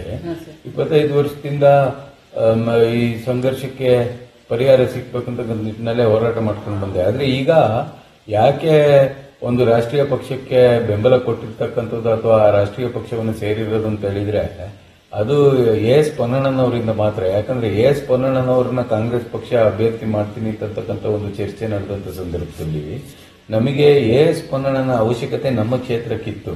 ಯಾಕೆ ಅಂತ ಹೇಳಿದ್ರೆ ಒಬ್ಬ ಕೆಲಸ ಮಾಡುವಂತ ಶಾಸಕನ ಅವಶ್ಯಕತೆ ನಮಗಿತ್ತು. ಮತ್ತೆ ನಾವೊಬ್ಬ ಪಾರದರ್ಶಕವಾಗಿ ಇರ್ತಕ್ಕಂಥವ್ರು, ಮತ್ತೆ ನಿಜವಾಗ್ಲೂ ಸಂಘರ್ಷವನ್ನ ವೈಜ್ಞಾನಿಕವಾಗಿ ಪರಿಹಾರ ಕೊಡ್ತಕ್ಕಂಥ ನಿಟ್ಟಿನಲ್ಲಿ ಕೆಲಸ ಮಾಡ್ತಕ್ಕಂಥ ಅವಶ್ಯಕತೆ ಇದ್ದಿದ್ರಿಂದ ನಮಗೆ ನಮ್ಮ ಕೊಡಗು ಜಿಲ್ಲೆಯ ಈ ವಿರಾಜಪೇಟೆ ವಿಧಾನಸಭಾ ಕ್ಷೇತ್ರದ ಭಾಗದಲ್ಲಿ ಇರ್ತಕ್ಕಂಥ ಸಮಸ್ಯೆ ಮತ್ತೆ ಬೆಂಗಳೂರಿನಲ್ಲಿ ಇರ್ತಕ್ಕಂಥ ಸರ್ಕಾರ ಏನಿದೆ ಇದಕ್ಕೊಂದು ಸೇತುವೆಯಾಗಿ ನಿಂತು ಕೆಲಸ ಮಾಡ್ತಕ್ಕಂಥವ್ರ ಅವಶ್ಯಕತೆ ನಮಗಿತ್ತಲ್ಲ. ಆದ್ರಿಂದ ಪೊನ್ನಣ್ಣನವರು ಅಭ್ಯರ್ಥಿ ಆಗ್ತಾರೆ ಅಂತಕ್ಕಂಥ ಒಂದು ವಿಚಾರ ಬಂದಾಗ ನಾನು ಮಾತ್ರ ಅಲ್ಲ, ನನ್ನ ಪಕ್ಷದಲ್ಲಿ ಇದ್ದಂತ ಸುಮಾರು 80% ಮುಖಂಡರು, ಕಾರ್ಯಕರ್ತರು ನಾವೆಲ್ಲ ಅವರಿಗೆ ಸೇರಿ ಬೆಂಬಲ ಕೊಟ್ಟಂಥದ್ದು. ಬೆಂಬಲ ಕೊಟ್ಟು ಮತ್ತೆ ಕಾಂಗ್ರೆಸ್ ಪಕ್ಷದ ಎಲ್ಲಾ ಕಾರ್ಯಕರ್ತರ ಶ್ರಮದಿಂದ ಮತ್ತೆ ಈ ವಿರಾಜಪೇಟೆ ವಿಧಾನಸಭಾ ಕ್ಷೇತ್ರದ ಮತದಾರರ ಪ್ರೀತಿಯಿಂದ ಅವರು ಆಯ್ಕೆ ಆದ್ರು. ಅವರ ಆಯ್ಕೆ ಆದ್ಮೇಲೆ ಈ ಏನು 16 ತಿಂಗಳು ಅವರು ಏನು ಕೆಲಸ ಮಾಡ್ಕೊಂಡು ಬಂದಿದ್ದಾರೆ, ಬಹುಶಃ 25 ವರ್ಷದಲ್ಲಿ ಆಗದೇ ಇರ್ತಕ್ಕಂಥ ಕೆಲಸವನ್ನ ಅವರು ಮಾಡ್ತಾ ಇದ್ದಾರೆ. ಅದು ಅನುದಾನಗಳನ್ನ ತರ್ತಕ್ಕಂಥ ವಿಚಾರ ಇರ್ಬೋದು. ಯಾಕಂದ್ರೆ ಮುಖ್ಯಮಂತ್ರಿಗಳ ಜೊತೆ ತುಂಬಾ ಹತ್ತಿರದ ಸಂಬಂಧ ಅವರಿಗೆ ಇರೋದ್ರಿಂದ ಈ ಕ್ಷೇತ್ರದಲ್ಲಿ ಇರ್ತಕ್ಕಂಥ ಸಮಸ್ಯೆಗಳನ್ನ ಅಲ್ಲಿ ಖುದ್ದು ಚರ್ಚೆ ಮಾಡ್ತಕ್ಕಂಥದ್ದು ಇರ್ಬೋದು, ಅಥವಾ ಇಲ್ಲಿಗೆ ಬೇಕಾದಂತ ಏನು ಸರಿಯಾದಂತ ನಿಟ್ಟಿನಲ್ಲಿ ಎಲ್ಲ ಇಲಾಖೆಗಳು ಕೆಲಸ ಮಾಡ್ತಕ್ಕಂಥ ನಿಟ್ಟಿನಲ್ಲಿ ಬೇಕಾದಂತ ವ್ಯವಸ್ಥೆಗಳನ್ನ ಮಾಡಿರ್ತಕ್ಕಂಥದ್ದು. ಅವರು 16 ತಿಂಗಳಲ್ಲಿ ಮಾಡಿರ್ತಕ್ಕಂಥ ಕೆಲಸ ಬಹುಶಃ 20 ವರ್ಷದಲ್ಲಿ ಆಗ್ಲಿಲ್ಲ ಅಂತಕ್ಕಂಥದ್ದು ಇವತ್ತು ವಿರಾಜಪೇಟೆ ವಿಧಾನಸಭಾ ಕ್ಷೇತ್ರದ ಜನತೆ ಮಾತಾಡ್ತಿದ್ದಾರೆ. ಅದು ನಾನು ಆ ಪಕ್ಷವನ್ನ ಬಿಟ್ಟು ಇಲ್ಲಿ ಬಂದು ಬೆಂಬಲ ಕೊಟ್ಟಂಥದ್ದು. ಮತ್ತೆ ಇವತ್ತು ಅವರ ಒಂದು ಮಾರ್ಗದರ್ಶನದಲ್ಲಿ ನಾನೇನು ವನ್ಯಜೀವಿ ಮಂಡಳಿಯಲ್ಲಿ ಕೆಲಸವನ್ನ ಮಾಡ್ತಾ ಇದ್ದೇನೆ. ನಿಜವಾಗ್ಲೂ ನನಗೆ ಅದು ಹೆಮ್ಮೆ ಮತ್ತೆ ನನಗೆ ನೆಮ್ಮದಿ ತಂದಿದೆ. ಸರಿ ಸರ್. ಸರ್, ಈಗ ನೀವು ವಿದ್ಯಾರ್ಥಿ ದಿಸೆಯಿಂದಲೇ ರಾಜಕೀಯಕ್ಕೆ ಬಂದವರು. ಈಗ ಬಹಳಷ್ಟು ಮಂದಿಗೆ ನಿಮ್ಮ ಹಾಗೂ ದಿವಂಗತ ಮಾಜಿ ಮುಖ್ಯಮಂತ್ರಿ ರಾಮಕೃಷ್ಣ ಹೆಗಡೆ ಅವರ ಒಂದು ಇದ್ದಿದ್ದಂತ ಒಂದು ಒಡನಾಟದ ಪರಿಚಯ ಸಾಕಷ್ಟು ಜನರಿಗೆ ಇಲ್ಲ. ಅದರ ಬಗ್ಗೆ ನೀವೊಂದು ನೆನಪು ಮಾಡ್ಕೊಳ್ಳೋದಾದ್ರೆ ಸರ್, ನಿಮ್ಮ ಕಾಲೇಜು ದಿನಗಳಿರ್ಬಹುದು, ನೀವು ಜನತಾ ಪಕ್ಷದಲ್ಲಿ ವಿದ್ಯಾರ್ಥಿ ದಿಸೆಯಲ್ಲಿ ಒಬ್ಬರು ವಿದ್ಯಾರ್ಥಿ ನಾಯಕನಾಗಿ ದುಡಿದ ದಿನಗಳಿರ್ಬಹುದು, ಅದ್ರ ಬಗ್ಗೆ ನೀವು ನೆನಪು ಮಾಡ್ಕೋಬಹುದಾ ಸರ್? ಅದು ಏನು, ನಾನು ವಿರಾಜಪೇಟೆಯಲ್ಲಿ ಹುಟ್ಟಿ ಬೆಳೆದಿರುವಂತದ್ದು, ನಾನು ಓದಿರುವಂತದ್ದು ವಿರಾಜಪೇಟೆ ಸಂತ ಅನ್ನಮ್ಮನ ಶಾಲೆಯಲ್ಲಿ. ಅಲ್ಲಿ ನನಗೆ ವಿದ್ಯಾರ್ಥಿ ನಾಯಕನಾಗಿ ಕೆಲಸ ಮಾಡುವಂತ ಅವಕಾಶ ಸಿಕ್ತು 1985ರಲ್ಲಿ. ಅದಾದ್ಮೇಲೆ ರಾಮಕೃಷ್ಣ ಹೆಗಡೆ ಅವರ ಪರಿಚಯ ಆಗಿದ್ದಂತ ಹೇಳಿದ್ರೆ 1989ರಲ್ಲಿ ರಾಷ್ಟ್ರೀಯ ಕಾನೂನು ಕಾಲೇಜು ಅಂತ ಹೇಳಿ ನ್ಯಾಷನಲ್ ಲಾ ಸ್ಕೂಲ್ ಅಂತ ಹೇಳ್ತಾರಲ್ಲ, ಅದರ ಪ್ರಥಮ ತಂಡ ಪರೀಕ್ಷೆ ಬರೆದ ಸಂದರ್ಭದಲ್ಲಿ ಅದರ ಪ್ರಥಮ ತಂಡದಲ್ಲಿ ನಾನು ಆಯ್ಕೆಯಾದೆ. ಆ ರಾಷ್ಟ್ರೀಯ ಕಾನೂನು ಕಾಲೇಜು ಬೆಂಗಳೂರಿನಲ್ಲಿ ಸ್ಥಾಪನೆ ಆಗೋದಕ್ಕೆ ಹೆಗ್ಡೆ ಅವರು ಕಾರಣಕರ್ತರಾಗಿದ್ದರು. 18 ಎಕರೆ ಭೂಮಿಯನ್ನ ಜಾನಭಾರತಿಯಲ್ಲಿ ಕೊಟ್ಟಿದ್ರು ಬೆಂಗಳೂರು ವಿಶ್ವವಿದ್ಯಾಲಯದಲ್ಲಿ. ಆಗ ಕರ್ನಾಟಕದಿಂದ ನಾವು ಒಂದು 11 ವಿದ್ಯಾರ್ಥಿಗಳ ಆಯ್ಕೆ ಆಗಿದ್ವಿ.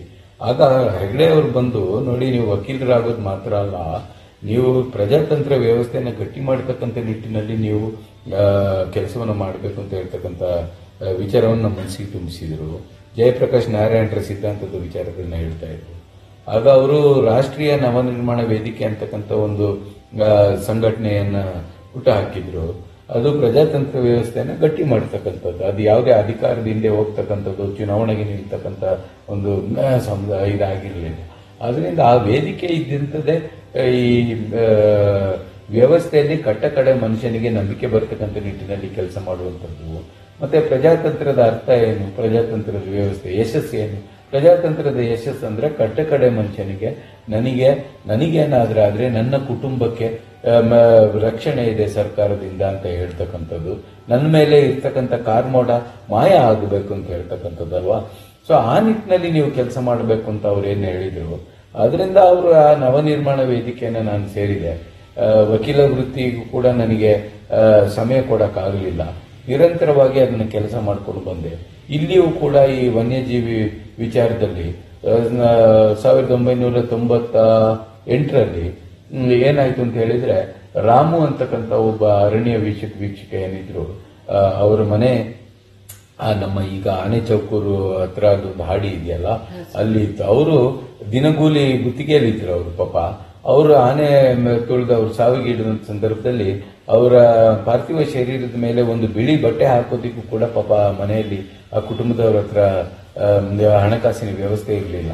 ನಾನು ಅಲ್ಲಿ ಭೇಟಿ ಮಾಡಿ ನೋಡಿದಂತ ಸಂದರ್ಭದಲ್ಲಿ ಅರಣ್ಯ ಇಲಾಖೆ ಕೂಡ ಆ ಕಾಲದಲ್ಲಿ ನನಗೆ ಗೊತ್ತಿ ಜೆ.ಎಚ್. ಪಟೇಲ್ ಮುಖ್ಯಮಂತ್ರಿ ಆಗಿದ್ರು ಕಾಣ್ತದೆ. ಅವಾಗ ಅರಣ್ಯ ಇಲಾಖೆಯವರು ಕೂಡ ದಿನಗೂಲಿ ನೌಕರ ಹೋಗಿರೋದು, ಅದನ್ನ ಏನಾದ್ರೂ ನಾವು ಮಾಡಿದ್ರೆ ಹೆಚ್ಚಿನ ವ್ಯವಸ್ಥೆ ಮಾಡಿಕೊಡ್ಬೇಕಾಗ್ತದೋ ಅಥವಾ ಹಣ ಕೊಡ್ಬೇಕಾಗ್ತದೋ ಅಥವಾ ಅವ್ರ ಕುಟುಂಬದವರಿಗೆ ಕೆಲಸ ಕೊಡಬೇಕಾಗ್ತದೋ ಹಿನ್ನೆಲೆಯಲ್ಲಿ ಅವರು ಕೂಡ ಏನು ಮಾಡ್ತಾ ಇರ್ಲಿಲ್ಲ. ಆ ಸಂದರ್ಭದಲ್ಲಿ ನಾನು ತೀರ್ಮಾನ ಮಾಡಿದೆ, ವನ್ಯಜೀವಿ ಮತ್ತೆ ಮಾನವನ ಸಂಘರ್ಷದ ವಿಚಾರದಲ್ಲಿ ಅದಕ್ಕೊಂದು ಶಾಶ್ವತ ಪರಿಹಾರ ಕಂಡುಕೊಳ್ತಕ್ಕಂಥ ನಿಟ್ಟಿನಲ್ಲಿ ಕೆಲಸ ಮಾಡಬೇಕು. ಮತ್ತೆ ಸರಿಯಾದಂತ ರೀತಿಯಲ್ಲಿ ಇವರಿಗೆ ಹಣಕಾಸಿನ ವ್ಯವಸ್ಥೆ ಇರ್ಬೋದು. ಎಲ್ಲಿಯೋ ಒಂದು ಕಡೆ ನೋಡಿ, ಹೆಚ್ಚಾಗಿ ಏನಾಗ್ತಾ ಇದೆ, ಬಡವರೇ ಇದಕ್ಕೆ ಹೆಚ್ಚಾಗಿ ಕಾಲ್ನಡಿಗೆಯಲ್ಲಿ ಹೋಗುವವರೇ ಹೆಚ್ಚಾಗಿ ತುತ್ತಾಗ್ತಾ ಇದ್ದಾರೆ. ಈಗ ನಾನು ಜೀಪ್ನಲ್ಲೋ ಕಾರ್ನಲ್ಲೋ ಹೋಗ್ತೇನೆ, ಬಹುಶಃ ನನ್ನ ಜೀಪಿಗೋ ಕಾರಿಗೋ ಏನೋ ತೊಂದರೆ ಆಗ್ಬೋದು. ಆದ್ರೆ ಕಾಲ್ನಡಿಗೆಯಲ್ಲಿ ಹೋಗ್ತಕ್ಕಂಥ ಸಂದರ್ಭದಲ್ಲಿ ಹೆಚ್ಚಾಗಿ ಈಗ ಬೆಳಗ್ಗೆ ಕೆಲಸಕ್ಕೆ ಹೋಗ್ತಕ್ಕಂಥ ಸಂದರ್ಭದಲ್ಲಿ ಅಥವಾ ಸಾಯಂಕಾಲ ಕಾರ್ಮಿಕರ ಕೊಠಡಿಯಿಂದ ಅಲ್ಲಿ ಅಂಗಡಿಗೆ ಏನೋ ಸಾಮಾನು ತಗೊಳಕ್ ಹೋಗ್ತಕ್ಕಂಥ ಸಂದರ್ಭದಲ್ಲಿ ಇಂಥದ್ದೆಲ್ಲ ದುರ್ಘಟನೆಗಳಾಗ್ತಾ ಇದೆ. ಸೊ ಅದರಿಂದ ಸರಿಯಾದಂತ ರೀತಿಯಲ್ಲಿ ವೈಜ್ಞಾನಿಕವಾದಂತಹ ಒಂದು ಪರಿಹಾರ ಕೂಡ ಸಿಗ್ಬೇಕು ಅಂತಕ್ಕಂಥ ಹೋರಾಟ ಮಾಡಬೇಕು ಅಂತ ಅವತ್ತು ತೀರ್ಮಾನ ಮಾಡಿರ್ತಕ್ಕಂಥದ್ದು. ಅದರಿಂದ ಹೆಗ್ಡೆ ಅವ್ರ ಪ್ರಶ್ನೆ ತಾವೇನು ಕೇಳಿದ್ರಿ, ಹೆಗ್ಡೆ ಅವರು ನಮಗೆಲ್ಲ, ನನಗ್ ಮಾತ್ರ ಅಲ್ಲ, ನನ್ನಂತ 10 ಜನ ಏನಿದ್ರು ಆಗ ಅವರು ನಮಗೆ ಅವರು ಆದೇಶ ಮಾಡಿರ್ತಕ್ಕಂಥದ್ದು ಅಥವಾ ನಮ್ಮ ತಲೆಗೆ ಅವರು ತುಂಬಿಸಿರ್ತಕ್ಕಂಥ ವಿಚಾರ ಏನಂತ ಹೇಳಿದ್ರೆ, ಅಧಿಕಾರದ ರಾಜಕಾರಣ ಮುಖ್ಯ ಅಲ್ಲ, ಅಥವಾ ನೀನೊಂದು ಚುನಾವಣೆಗೆ ನಿಲ್ಲೋದು, ಒಂದು ಶಾಸಕ ಆಗೋದು, ಇನ್ನೊಂದಾಗೋದು ಮುಖ್ಯ ಅಲ್ಲ.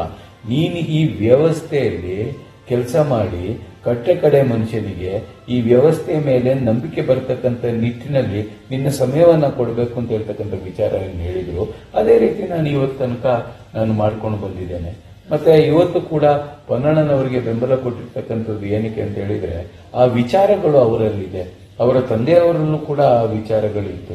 ಅದರಿಂದ ಇವತ್ತು ನಮಗೆ ಅವರು ಶಾಸಕರಾಗಿರ್ತಕ್ಕಂಥದ್ದು ಇಂತಹ ಈ ಪ್ರಜಾತಂತ್ರ ವ್ಯವಸ್ಥೆಯಲ್ಲಿ ಜನಕ್ಕೆ ನಂಬಿಕೆ ಬರ್ತಕ್ಕಂಥ ನಿಟ್ಟಿನಲ್ಲಿ ಅದನ್ನ ಆ ನಂಬಿಕೆಗಳನ್ನ ಗಟ್ಟಿ ಮಾಡ್ತಕ್ಕಂಥ ನಿಟ್ಟಿನಲ್ಲಿ ಕೆಲಸ ಮಾಡ್ತೀವಲ್ಲ, ಆ ಹಿನ್ನೆಲೆಯಲ್ಲಿ ನಾವು ಕೆಲಸ ಮಾಡ್ತಕ್ಕಂಥ ಸಂದರ್ಭದಲ್ಲಿ ಇಂಥ ಒಬ್ರು ಶಾಸಕರು ನಮ್ಗೇನ್ ಸಿಕ್ಕಿದ್ದಾರೆ, ಅದು ನಮ್ಗೆ ಇನ್ನೂ ನಮ್ಮ ಕೆಲಸ ವೇಗವಾಗಿ ಆಗ್ತದೆ, ನಮ್ಮ ಕೆಲಸ ಮಾಡೋದಕ್ಕೆ ನಮ್ಗೆ ಇನ್ನೂ ಸುಲಭ ಆಗ್ತದೆ ಅಂತ ಹೇಳ್ತಕ್ಕಂಥ. ಸರ್, ಈಗ ನೀವು ನಿಮ್ಮ ಜೀವನದಲ್ಲಿ ಒಂದು ರಾಜಕೀಯ ಒಂದ್ ಕಡೆ ಆದ್ರೆ ಸಮಾಜ ಸೇವೆ ಮತ್ತೊಂದ್ ಕಡೆ, ಈಗ ರಾಜಕೀಯ ಅಂತ ಬಂದಾಗ ನೀವು ಸಾಲ್ ಸಭೆಗಳು ಮಾಡ್ತಾ ಇರ್ತೀರಾ, ತುಂಬಾ ಜಿಲ್ಲೆ ಕ್ಷೇತ್ರದಾದ್ಯಂತ ಪ್ರವಾಸಗಳಲ್ಲಿ ಪಾಲ್ಗೊಂಡಿರ್ತೀರಾ, ಇಲ್ಲಿ ದಾಳಿಗಳಾದ್ರೂ ಆ ಸ್ಥಳಕ್ಕೆ ನೀವು ಹೋಗ್ತಾ ಇರ್ತೀರಾ. ಆಮೇಲೆ ಸಾಕಷ್ಟು ಬಾರಿ ನಿಮ್ಮ ಸ್ವಂತ ಹಣದಿಂದ ನೀವು ಪರಿಹಾರ ಕೊಡೋದನ್ನು ನಾನೊಬ್ಳು ಮಾಧ್ಯಮದ ಪ್ರತಿನಿಧಿಯಾಗಿ ಅನೇಕ ಸಂದರ್ಭಗಳಲ್ಲಿ ನಾನು ಅದನ್ನ ಗಮನಿಸಿದ್ದೀನಿ ಕೂಡ. ಹೀಗಿರುವಾಗ ಇಂಥ ಕೆಲಸಗಳನ್ನೆಲ್ಲ ಮಾಡಬೇಕು ಅಂತಂದ್ರೆ ಪ್ರತಿ ಹಂತದಲ್ಲೂ ಒಂದು ಕುಟುಂಬದ ಒಂದು ಸಪೋರ್ಟ್ ಅನ್ನೋದು ಪ್ರತಿಯೊಬ್ಬರಿಗೂ ತುಂಬಾ ಮುಖ್ಯ ಆಗತ್ತೆ.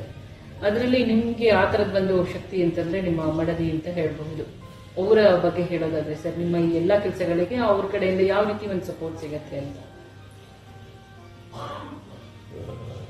ನೋಡಿ, ಕುಟುಂಬದ ವಿಚಾರ ಮಾತನಾಡಿದ ಸಂದರ್ಭದಲ್ಲಿ ಮೊಟ್ಟ ಮೊದಲನೇದಾಗಿ ನನಗೆ ಇರ್ತಕ್ಕಂಥ ಶಕ್ತಿ ನನ್ನ ತಂದೆ ಮತ್ತೆ ನನ್ನ ತಾಯಿ. ತಂದೆ ಸಾರ್ವಜನಿಕ ಬದುಕಲ್ಲಿ ಇದ್ದಂಥವರು, ಇವತ್ತು ಕೂಡ ಸಾರ್ವಜನಿಕ ವಲಯದಲ್ಲಿ ಇವತ್ತು ಕೂಡ ಅವರು ಸುಮಾರು 88 ವರ್ಷ ಅವರಿಗೆ ವಕೀಲರ ಕೆಲಸ ಮಾಡ್ತಾರೆ. ಸುಮಾರು 40 ವರ್ಷ ಅವರು ವಿರಾಜಪೇಟೆ ಪುರಸಭೆಯಲ್ಲಿ ಅಧ್ಯಕ್ಷರಾಗಿಲ್ಲ ಕೆಲಸ ಮಾಡಿದ್ದಾರೆ. ಅವರು ನನಗೆ ಗೊತ್ತಿದೆ, ಪುರಸಭಾ ಅಧ್ಯಕ್ಷರಾಗಿ ಕೆಲಸ ಮಾಡಿದ ಸಂದರ್ಭದಲ್ಲಿ ಸುಮಾರು 30-40 ವರ್ಷ ಅವರು ಸರ್ಕಾರದಿಂದ ಬರೋ ಗೌರವಧನವನ್ನು ಅವರು ತಗೊಂಡಿಲ್ಲ. ಅವರು ಸಂಪೂರ್ಣವಾಗಿ ಭ್ರಷ್ಟಾಚಾರವನ್ನು ವಿರೋಧ ಮಾಡಿಕೊಂಡು ಬಂದಂಥವ್ರು. ನಮ್ಮ ತಾಯಿಯವರು ಕೂಡ ನಮ್ಮ ಬಾಲ್ಯದ ದಿನಗಳಿಂದ ನನಗೊಬ್ಬ ತಮ್ಮ ಇದ್ದಾನೆ. ಅವನು ಸರ್ವೋಚ್ಚ ನ್ಯಾಯಾಲಯದಲ್ಲಿ ಹಿರಿಯ ವಕೀಲನ ಕೆಲಸ ಮಾಡ್ತಾನೆ. ನಮ್ಮಿಬ್ರು ಕೂಡ ಹೇಳ್ಕೊಂಡು ಬಂದಿರೋದು ಏನಂತ ಹೇಳಿದ್ರೆ, ನೋಡಿ, ಸಮಾಜದ ಮಧ್ಯೆ ನಾವು ಜವಾಬ್ದಾರಿತ ನಾಗರಿಕರಾಗಿ ಬದುಕಬೇಕು. ಬರೀ ನಮ್ಮ ವೃತ್ತಿಗೆ ಸೀಮಿತವಾಗಿಯೋ ನಮ್ಮ ಕುಟುಂಬಕ್ಕೆ ಸೀಮಿತವಾಗಿ ಬದುಕುವಂಥದ್ರಲ್ಲಿ ಅರ್ಥನೇ ಇಲ್ಲ. ನಾವು ಸಮಾಜದಲ್ಲಿ ಜವಾಬ್ದಾರಿತ ನಾಗರಿಕರಾಗಿ ಬದುಕೋದಕ್ಕೆ ಏನು ದೊಡ್ಡ ಕೋಟ್ಯಾಧೀಶ್ವರೇನಾಗಿರ್ಬೇಕಾಗಿಲ್ಲ. ನಮ್ಮಲ್ಲಿ ಇರ್ತಕ್ಕಂಥದ್ದನ್ನ ನಾವು ಹಂಚಬೇಕು, ಅಥವಾ ನಮ್ಮಲ್ಲಿ ಆಗ್ತಕ್ಕಂಥ ಕೆಲಸವನ್ನ ನಾವು ಮಾಡಬೇಕು, ಸಾರ್ವಜನಿಕ ಕೆಲಸಗಳನ್ನ ನಾವು ಮಾಡಬೇಕು ಅಂತ ಹೇಳ್ತಕ್ಕಂಥದ್ದು ಅವರು ಕೊಟ್ಟಿರ್ತಾರೆ. ಮತ್ತೆ ನನ್ನ ಗುರುಗಳು, ನಾನು ಸಂತಾನಮ್ಮನ ಶಾಲೆಯಲ್ಲಿ ಓದಿದಾಗ ಮೊದಲನೇ ತರಗತಿಯಿಂದ 10ನೇ ತರಗತಿವರೆಗೆ, ಮತ್ತೆ ನನ್ನ ಕಾಲೇಜಿನ ದಿನಗಳಲ್ಲಿ ನನಗೆ ಪಾಠ ಮಾಡಿದ ಗುರುಗಳು, ಅವರು ಕೊಟ್ಟಂತ ಮೌಲ್ಯ. ಮತ್ತೆ ಬರ್ತಕ್ಕಂಥದ್ದು ನನ್ನ ಧರ್ಮಪತ್ನಿ. ಅವರು ಕೂಡ ನನ್ನ ಜೊತೆ ನಾನು ಕಾನೂನು ವ್ಯಾಸಂಗ ಮಾಡ್ತಾ ಇರ್ತಕ್ಕಂಥ ಸಂದರ್ಭದಲ್ಲಿ ಅವರು ಕೂಡ ನನ್ನ ಕಾಲೇಜಿನಲ್ಲೇ ಅವರು ಕೂಡ ಓದ್ತಾ ಇದ್ದಂಥದ್ದು. ಅದರಿಂದ ಬಾಲ್ಯದ ಅವರಿಗೆ ನನ್ನ ಚಿಕ್ಕ ವಯಸ್ಸಿಂದನೇ ಅವರು ಕೂಡ ನನ್ನ ಗೊತ್ತಿರೋದ್ರಿಂದ ಸಂಪೂರ್ಣವಾಗಿ ಅವರು ಕೂಡ ಅವ್ರ ಸಹಕಾರ ಕೂಡ ನನಗಿದೆ. ಅದರಿಂದ ಎಲ್ಲಿಯೂ ಕೂಡ ನನಗೆ ಸಾರ್ವಜನಿಕ ಬದುಕಿನಲ್ಲಿ ನಾನು ಕೆಲಸ ಮಾಡೋದಕ್ಕೆ ಅಥವಾ ನನ್ನ ಸಂಪೂರ್ಣ ಸಮಯವನ್ನ ನಾನು ಕೊಡ್ತಕ್ಕಂಥ ವಿಚಾರದಲ್ಲಿ ನನಗೆ ಅಡಚಣೆ ಅಂತೂ ಆಗಲೇ ಇಲ್ಲ. ಅತ್ಯಂತ ಹೆಚ್ಚಿನ ಸಹಕಾರ ಸಿಕ್ಕಿದೆ. ಮತ್ತೆ ನನ್ನ ಗುರುಗಳು ಯಾರು ನನಗೆ ಪಾಠ ಮಾಡಿ ನನಗೆ ವಿದ್ಯೆ ಕೊಟ್ಟು ಮೌಲ್ಯ ಕೊಟ್ಟರು, ಅವರ ಆಶೀರ್ವಾದ ಸಿಕ್ಕಿದೆ. ನನ್ನ ಹೆತ್ತು ತಂದೆ ತಾಯಿ ಅವರ ಆಶೀರ್ವಾದ ಸಿಕ್ಕಿದೆ. ಅದರಿಂದ ನಾನು ಪುಣ್ಯವಂತ ಅಂತ ನಾನು ತಿಳ್ಕೊಂಡಿದ್ದೀನಿ. ಸರ್, ಕೊನೆಯದಾಗಿ ಒಂದು ಪ್ರಶ್ನೆ ಏನಂದ್ರೆ, ನಿಮ್ಮ ಮಗನ ನಿಶ್ಚಿತಾರ್ಥ ಇತ್ತೀಚೆಗೆ ಕೆಲವು ತಿಂಗಳ ಹಿಂದೆ ನಡೆದಿತ್ತು. ಅನಿಶ್ಚಿತಾರ್ಥಕ್ಕೆ ಖುದ್ದು ರಾಜ್ಯದ ಮಾಜಿ ಮುಖ್ಯಮಂತ್ರಿಯಾದ ಕುಮಾರಸ್ವಾಮಿ ಅವರು ಬಂದಿದ್ರು. ಅದಲ್ಲದೆ ಅವರು ನೀವು ವಿಧಾನಸಭಾ ಚುನಾವಣೆಗೆ ಸ್ಪರ್ಧೆ ಮಾಡಿದ ಸಮಯದಲ್ಲೂ ಕೂಡ ಪ್ರಚಾರ ಇದಕ್ಕೆಲ್ಲ ಬಂದು ನಿಮ್ಮ ಜೊತೆ ತುಂಬಾ ಸಮಯವನ್ನು ಕಳೆದು ಹೋಗಿದ್ರು. ಅಲ್ಲದೆ ನೀವು ಕೂಡ ಆಗಾಗಲೇ ಮಾಜಿ ಪ್ರಧಾನಿ ದೇವೇಗೌಡರು ಅವ್ರನ್ನ ಭೇಟಿಯಾಗೋದು, ಅವರ ಆರೋಗ್ಯವನ್ನ ವಿಚಾರಿಸೋದು, ಅವರ ಕ್ಷೇಮ ಸಮಾಚಾರ ವಿಚಾರಿಸೋದು, ಈ ರೀತಿ ಇದನ್ನ ನಾವು ನೋಡ್ತಾ ಇರ್ತೀವಿ. ಆದ್ರೆ ನಿಮ್ಗೂ ಹಾಗೂ ದೊಡ್ಡಗೌಡರ ಕುಟುಂಬಕ್ಕೂ ಇರುವಂತ ಒಂದು ಬಾಂಧವ್ಯದ ಬಗ್ಗೆ ಹೇಳ್ಬೋದಾ ಸರ್? ಖಂಡಿತವಾಗ್ಲು. ಯಾಕಂತ ಹೇಳಿದ್ರೆ ನೋಡಿ, ನಾನು ಜಯಪ್ರಕಾಶ್ ನಾರಾಯಣರ ಸಿದ್ಧಾಂತದಲ್ಲಿ ಬಂದಂತವನು, ರಾಮಕೃಷ್ಣ ಹೆಗಡೆ ಮತ್ತೆ ದೇವೇಗೌಡರ ಜೊತೆ ಇದ್ದಂತವನು. ಎಲ್ಲೋ ಒಂದ್ ಕಡೆ ದೇವೇಗೌಡರಿಗೆ ಮತ್ತೆ ರಾಮಕೃಷ್ಣ ಹೆಗಡೆ ಅವರಿಗೆ ಎಲ್ಲೋ ಒಂದ್ ಕಡೆ ಒಂದು ವೈಮನಸ್ಸಿತ್ತು. ಅದಕ್ಕೆ ಹಲವಾರು ರಾಜಕೀಯ ಕಾರಣಗಳಿತ್ತು. ಆದ್ರೆ ದೇವೇಗೌಡರು ಕೂಡ ರಾಮಕೃಷ್ಣ ಹೆಗಡೆ ಅವರು ಕೂಡ ಮೂಲ ಜಯಪ್ರಕಾಶ್ ನಾರಾಯಣರ ಸಿದ್ಧಾಂತದಲ್ಲಿ ಇರ್ತಕ್ಕಂಥ ಮಹಾನ್ ನಾಯಕರು. ಈಗ ಹೆಗಡೆ ಅವ್ರನ್ನ ನಾವು ಕಳ್ಕೊಂಡಿದ್ದೀವಿ. ಆದ್ರೆ ಪೂಜ್ಯ ದೇವೇಗೌಡರು ಕೂಡ ನಮ್ಮ ಜೊತೆ ಇದ್ದಾರೆ. ಅವರು ಸಾಕಷ್ಟು ಸುಮಾರು 65 ವರ್ಷಗಳ ಕಾಲ ರೈತನ ಕಣ್ಣೀರು ಒರೆಸ್ತಕ್ಕಂಥ ಕೆಲಸದಲ್ಲಿ ಅವರು ಸಾಕಷ್ಟು ಕೊಡುಗೆಯನ್ನು ಕೂಡ ಕೊಟ್ಕೊಂಡು ಬಂದಿದ್ದಾರೆ. ಆದ್ರೆ ಇಲ್ಲಿ ನನಗೆ ವೈಯಕ್ತಿಕವಾಗಿ ದೇವೇಗೌಡರು ಪೂಜ್ಯರಿದ್ದಾರೆ, ತಂದೆ ಸಮಾನರು ಇದ್ದಾರೆ. ಮತ್ತೆ ಸನ್ಮಾನ್ಯ ಎಚ್ ಡಿ ಕುಮಾರಸ್ವಾಮಿ ಅವರು ನನಗೆ ಅಣ್ಣನ ಸಮಾನ ಇದ್ದಾರೆ. ಅವರೆಲ್ಲ ನನ್ನ ದಶಕಗಳ ಸಂಬಂಧಗಳು, ಅದು ರಾಜಕೀಯದ ಸಂಬಂಧ ಅಲ್ಲ. ಇವತ್ತು ಕೂಡ ನನ್ನ ಸಂಬಂಧಗಳು ಅವರಿಗೆ ತಂದೆ ಮತ್ತೆ ಅಣ್ಣನ ಸ್ಥಾನದಲ್ಲೇ ಅವರು ಇರ್ತಕ್ಕಂಥದ್ದು. ನನ್ನ ಮಗನನ್ನು ಕೂಡ ನಿಶ್ಚಿತಾರ್ಥಕ್ಕೆ ಬಂದರು, ಅದು ಅವರದೇ ಒಂದು ದೇವೇಗೌಡರು ಕೂಡ ಬರ್ತೀನಿ ಅಂತ ಹೇಳಿದ್ರೆ, ಆದ್ರೆ ನಾವೇನೆ ಅವರಿಗೆ ಆ ವಯಸ್ಸಿನ ಹಿನ್ನೆಲೆಯಲ್ಲಿ ಆರೋಗ್ಯದ ದೃಷ್ಟಿಯಲ್ಲಿ ಅಷ್ಟು ದೂರ ಬರೋದು ಬೇಡ, ಮಡಿಕೇರಿ ತನಕ ಅಂತ ಹೇಳ್ತಕ್ಕಂಥ ಒಂದು ವಿಚಾರವನ್ನು ನಾವೇ ಕೂಡ ಮನವಿ ಮಾಡಿದ್ವಿ. ಆದರೆ ಕುಮಾರಸ್ವಾಮಿ ಅವರು ನನ್ನ ಮಗ ಅವನ ಬಾಲ್ಯದ ಓದಿನ ದಿನಗಳಿಂದನೇ ತುಂಬಾ ಪ್ರೀತಿ ತೋರಿಸ್ತಂಥವ್ರು. ಅವನು ಕೂಡ ಅವ್ರನ್ನ ತುಂಬಾ ಹಚ್ಕೊಂಡಿರ್ತಕ್ಕಂಥವನು. ಆದ್ರಿಂದ ಅವನಿಗೂ ಕೂಡ ತುಂಬಾ ಹತ್ತಿರದ ಸಂಬಂಧ ಇರ್ತಕ್ಕಂಥದ್ದು. ಅದರಿಂದ ಕುಮಾರಸ್ವಾಮಿ ಅವರಿಗೆ ನನ್ನ ಮನೆಯಲ್ಲಿ ಒಂದು ಅಣ್ಣನ ಸ್ಥಾನ ಯಾವತ್ತೂ ಇದೆ, ಇವತ್ತು ಇದೆ. ಅದು ಯಾವತ್ತೂ ಕೂಡ ಅವರಿಗೆ ಅಣ್ಣನ ಸ್ಥಾನ ಇರ್ತದೆ. ದೇವೇಗೌಡರಿಗೆ ತಂದೆ ಸ್ಥಾನ ಇದ್ದೇ ಇರ್ತದೆ. ಸರ್, ಇಷ್ಟು ಹೊತ್ತು ನಮ್ಮ ಕಾರ್ಯಕ್ರಮದಲ್ಲಿದ್ದು ನಮ್ಮ ಬಿಂಬ ಮಾಧ್ಯಮ ಮನೆಯ ಚಾನೆಲ್ನ ಎಲ್ಲ ವೀಕ್ಷಕರ ಜೊತೆ ಸಾಕಷ್ಟು ವಿಚಾರಗಳನ್ನು ಹಂಚಿಕೊಂಡಿದ್ದೀರಾ. ಹಾಗೆ ನೀವು ರಾಜ್ಯ ವನ್ಯಜೀವಿ ಮಂಡಳಿಯ ಸದಸ್ಯರಾಗಿಯೂ ಇದ್ದೀರಾ. ಜಿಲ್ಲೆಯ ಈ ಸಮಸ್ಯೆಗೆ ಒಂದು ತಾರ್ಕಿಕ ಅಂತ್ಯವನ್ನ ಕಾಣಿಸುವಂತಹ ಶಕ್ತಿ ಮತ್ತು ಸಾಮರ್ಥ್ಯ ಎರಡೂ ಕೂಡ ನಿಮಗಿದೆ ಅನ್ನುವಂತಹ ಒಂದು ಗಟ್ಟಿ ಭಾವನೆಯ ಜೊತೆ ಈ ಸಂದರ್ಶನವನ್ನ ಇಲ್ಲಿಗೆ ಮುಗಿಸ್ತಾ ಇದ್ವಿ ಸರ್. ನಮ್ಮ ಕಾರ್ಯಕ್ರಮದಲ್ಲಿ ಭಾಗಿಯಾಗಿ ಅನೇಕ ಪ್ರಶ್ನೆಗಳಿಗೆ ಬಹಳ ಸಮಯ ನೀವು ತೆಗೆದುಕೊಂಡು ಉತ್ತರವನ್ನ ನೀಡಿದ್ದಕ್ಕೆ ಹಾಗೂ ನಮ್ಮ ಈ ಕಾರ್ಯಕ್ರಮದಲ್ಲಿ ಭಾಗಿಯಾಗಿದ್ದಕ್ಕೆ ನಮ್ಮ ಚಾನೆಲ್ನ ಪರವಾಗಿ ನಿಮಗೆ ಅನಂತ ಧನ್ಯವಾದಗಳು ಸರ್. ಬಿಂಬ ಮಾಧ್ಯಮ ಮನೆ ಏನಿದೆ, ತಾವೇನು ನನ್ನ ಮನಸ್ಸಿನ ಭಾವನೆಗಳನ್ನ ಹಂಚಿಕೊಳ್ಳೋದಕ್ಕೆ ಅವಕಾಶವನ್ನು ಕೊಟ್ಟಿದ್ದೀವಿ. ನಾನು ತಮಗೆ ಮತ್ತೆ ಈ ಕುಟುಂಬದಲ್ಲಿರ್ತಕ್ಕಂಥ ಎಲ್ಲ ಸದಸ್ಯರಿಗೆ ನಾನು ಧನ್ಯವಾದಗಳನ್ನ, ಕೃತಜ್ಞತೆಗಳನ್ನ ಹೇಳ್ತಾ, ನಿಮ್ಮ ಈ ಮಾಧ್ಯಮದ ಮುಖಾಂತರ ನಾನು ಕೇಂದ್ರ ಮತ್ತೆ ರಾಜ್ಯ ಸರ್ಕಾರಕ್ಕೆ ನಾನು ಅತ್ಯಂತ ವಿನಯಪೂರ್ವಕ ಮನವಿ ಏನ್ ಮಾಡ್ತೇನೆ ಅಂತ ಹೇಳಿದ್ರೆ, ನೋಡಿ, ಇವತ್ತೇನು ನಾವು ಇಷ್ಟೊತ್ತು ಮಾತಾಡಿದ್ದೇವೆ, ಸಂಘರ್ಷ ಮತ್ತೆ ಸಂರಕ್ಷಣೆ ವಿಚಾರದಲ್ಲಿ ನಾವೇನು ಮಾತಾಡಿದ್ದೇವೆ ನೋಡಿ, ಪ್ರಕೃತಿ ಬಗ್ಗೆ ಪ್ರೀತಿಯನ್ನ ಬೆಳೆಸ್ಕೊಳ್ಳೋದು, ಪ್ರಕೃತಿಯನ್ನ ಉಳಿಸ್ಕೊಳ್ಳುವಂಥದ್ದು, ನಾವು ಆ ಪ್ರಕೃತಿಯನ್ನ ಉಳಿಸ್ಕೊಳ್ತಕ್ಕಂಥ ಮಹತ್ವವನ್ನ ಯಾವುದೋ ಒಂದು ಭಾಷಣದಲ್ಲೋ ಯಾವುದೋ ಒಂದು ವೇದಿಕೆಯಿಂದ ಅಥವಾ ಪ್ರಕೃತಿಯನ್ನ ಒಂದು ದಿವಸ ಯಾವುದೋ ಒಂದು ಜೂನ್ 5ನೇ ತಾರೀಕು 6ನೇ ತಾರೀಕು ಭಾಷಣಗಳು ಕೊಡುವಂಥದ್ದು ಅಥವಾ ಪಾಠಗಳನ್ನ ಮಾಡುವಂತ ಕೆಲಸದಲ್ಲಿ ಅದು ಆಗೋದಿಲ್ಲ. ಮಕ್ಕಳಿಗೆ, ಯುವಕರಿಗೆ ನಾವು ಪ್ರಕೃತಿಯನ್ನ ಪ್ರೀತಿಸುವಂತಕ್ಕಂಥ ಒಂದು ವಿಚಾರವನ್ನ ಆ ಚಿಕ್ಕ ವಯಸ್ಸಿನಲ್ಲಿ ಅವರಿಗೆ ಅದನ್ನು ಅಳವಡಿಸ್ಕೊಳ್ಬೇಕಾಗ್ತದೆ. ಯಾಕೆಂತ ಹೇಳಿದ್ರೆ ನೋಡಿ, ನೀವು ಲೆಕ್ಕವನ್ನು, ವಿಜ್ಞಾನವನ್ನು ಯಾವುದೋ ಒಂದು ಪ್ರಯೋಗಶಾಲೆಯಲ್ಲಿ ನೀವು ಕಲಿಸಬಹುದು. ಆದ್ರೆ ಪ್ರಕೃತಿಯನ್ನ ಪ್ರೀತಿಸುವಂಥದ್ದು ಮಕ್ಕಳನ್ನ ಪ್ರಕೃತಿಯ ಮಡ್ಲಿಗೆ ಕರ್ಕೊಂಡು ಹೋಗ್ಬೇಕಾಗ್ತದೆ, ಕಾಡಿಗೆ ಕರ್ಕೊಂಡು ಹೋಗ್ಬೇಕಾಗ್ತದೆ. ವನ್ಯ ಜೀವಿಗಳನ್ನ ನೀವು ಕಾಡಿನಲ್ಲೇ ತೋರಿಸ್ಬೇಕಾಗ್ತದೆ, ಪಕ್ಷಿಗಳನ್ನ ಒಂದು ಚಿಟ್ಟೆಯನ್ನಾದರೂ ನೀವು ಕಾಡಿನಲ್ಲೇ ತೋರಿಸ್ಬೇಕಾಗ್ತದೆ. ಅದಕ್ಕೆ ವರ್ಷಕ್ಕೆ ಒಂದು ಸಾರಿ ಆದರೂ ಸರ್ಕಾರದ ವೆಚ್ಚದಲ್ಲಿ, ಯಾಕೆಂತ ಹೇಳಿದ್ರೆ ಸುಮಾರು 60-70% ಮಕ್ಕಳಿಗೆ ಆರ್ಥಿಕವಾಗಿ ಕುಟುಂಬಗಳಲ್ಲಿ ಹಿನ್ನಡೆ ಇರ್ತದೆ. ಅವರಿಗೆ ವಿಶೇಷವಾಗಿ ಕಾಡಿಗೆ ತಂದೆ ತಾಯಂದಿರಿಗೆ ಪ್ರವಾಸಕ್ಕೆ ಕರ್ಕೊಂಡು ಹೋಗಕ್ಕೆ ಆಗೋದಿಲ್ಲ.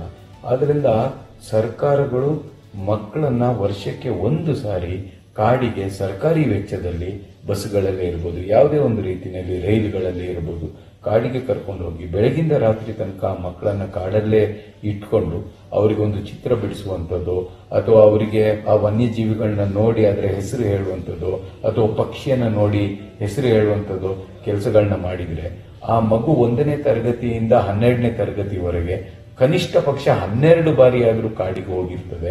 12 ಸರಿ ಆದ್ರೂ 12 ದಿವಸಗಳನ್ನ ಪ್ರಕೃತಿ ಮಧ್ಯೆ ಕಳೀತಕ್ಕಂಥ ಸಂದರ್ಭದಲ್ಲಿ ಪ್ರಕೃತಿ ಮೇಲೆ ಸಹಜವಾಗಿ ಮಕ್ಕಳಿಗೆ ಪ್ರೀತಿ ಹುಟ್ಟುತ್ತದೆ. ಪ್ರಕೃತಿ ಮೇಲೆ ಪ್ರಕೃತಿಯ ಭಾಗ ನಾನು ಅಂತಕ್ಕಂಥ ಒಂದು ಮನಸ್ಸು ಬರ್ತದೆ. ಪ್ರಕೃತಿನ ಉಳಿಸಬೇಕು ಅಂತ ಹೇಳ್ತಕ್ಕಂಥ ಒಂದು ಮನಸ್ಸು ಬರ್ತದೆ. ಆ ಕೆಲಸವನ್ನ ಸರ್ಕಾರಗಳು ಮಾಡದಂತ ಸಂದರ್ಭದಲ್ಲಿ ಚಿಕ್ಕ ವಯಸ್ಸಿನಲ್ಲೇ ಪ್ರಕೃತಿಯನ್ನ ಉಳಿಸ್ತಕ್ಕಂಥ ಒಂದು ಮನಸ್ಸು ಬಂದಂತ ಸಂದರ್ಭದಲ್ಲಿ ಬಹುಶಃ ಒಂದು 10-15 ವರ್ಷದಲ್ಲಿ ಒಂದು ದೊಡ್ಡ ಪ್ರಮಾಣದ ಬದಲಾವಣೆ ಬರ್ತದೆ. ಬಿಂಬ ಮಾಧ್ಯಮ ಮನೆ ಏನಿದೆ ನಿಮ್ಮ ಮುಖಾಂತರ ನಾನು ಅತ್ಯಂತ ವಿನಯಪೂರ್ವಕ ಮನವಿಯನ್ನ ಮಾಡ್ತೇನೆ. Thank you sir. ಧನ್ಯವಾದಗಳು. ನಮಸ್ತೆ.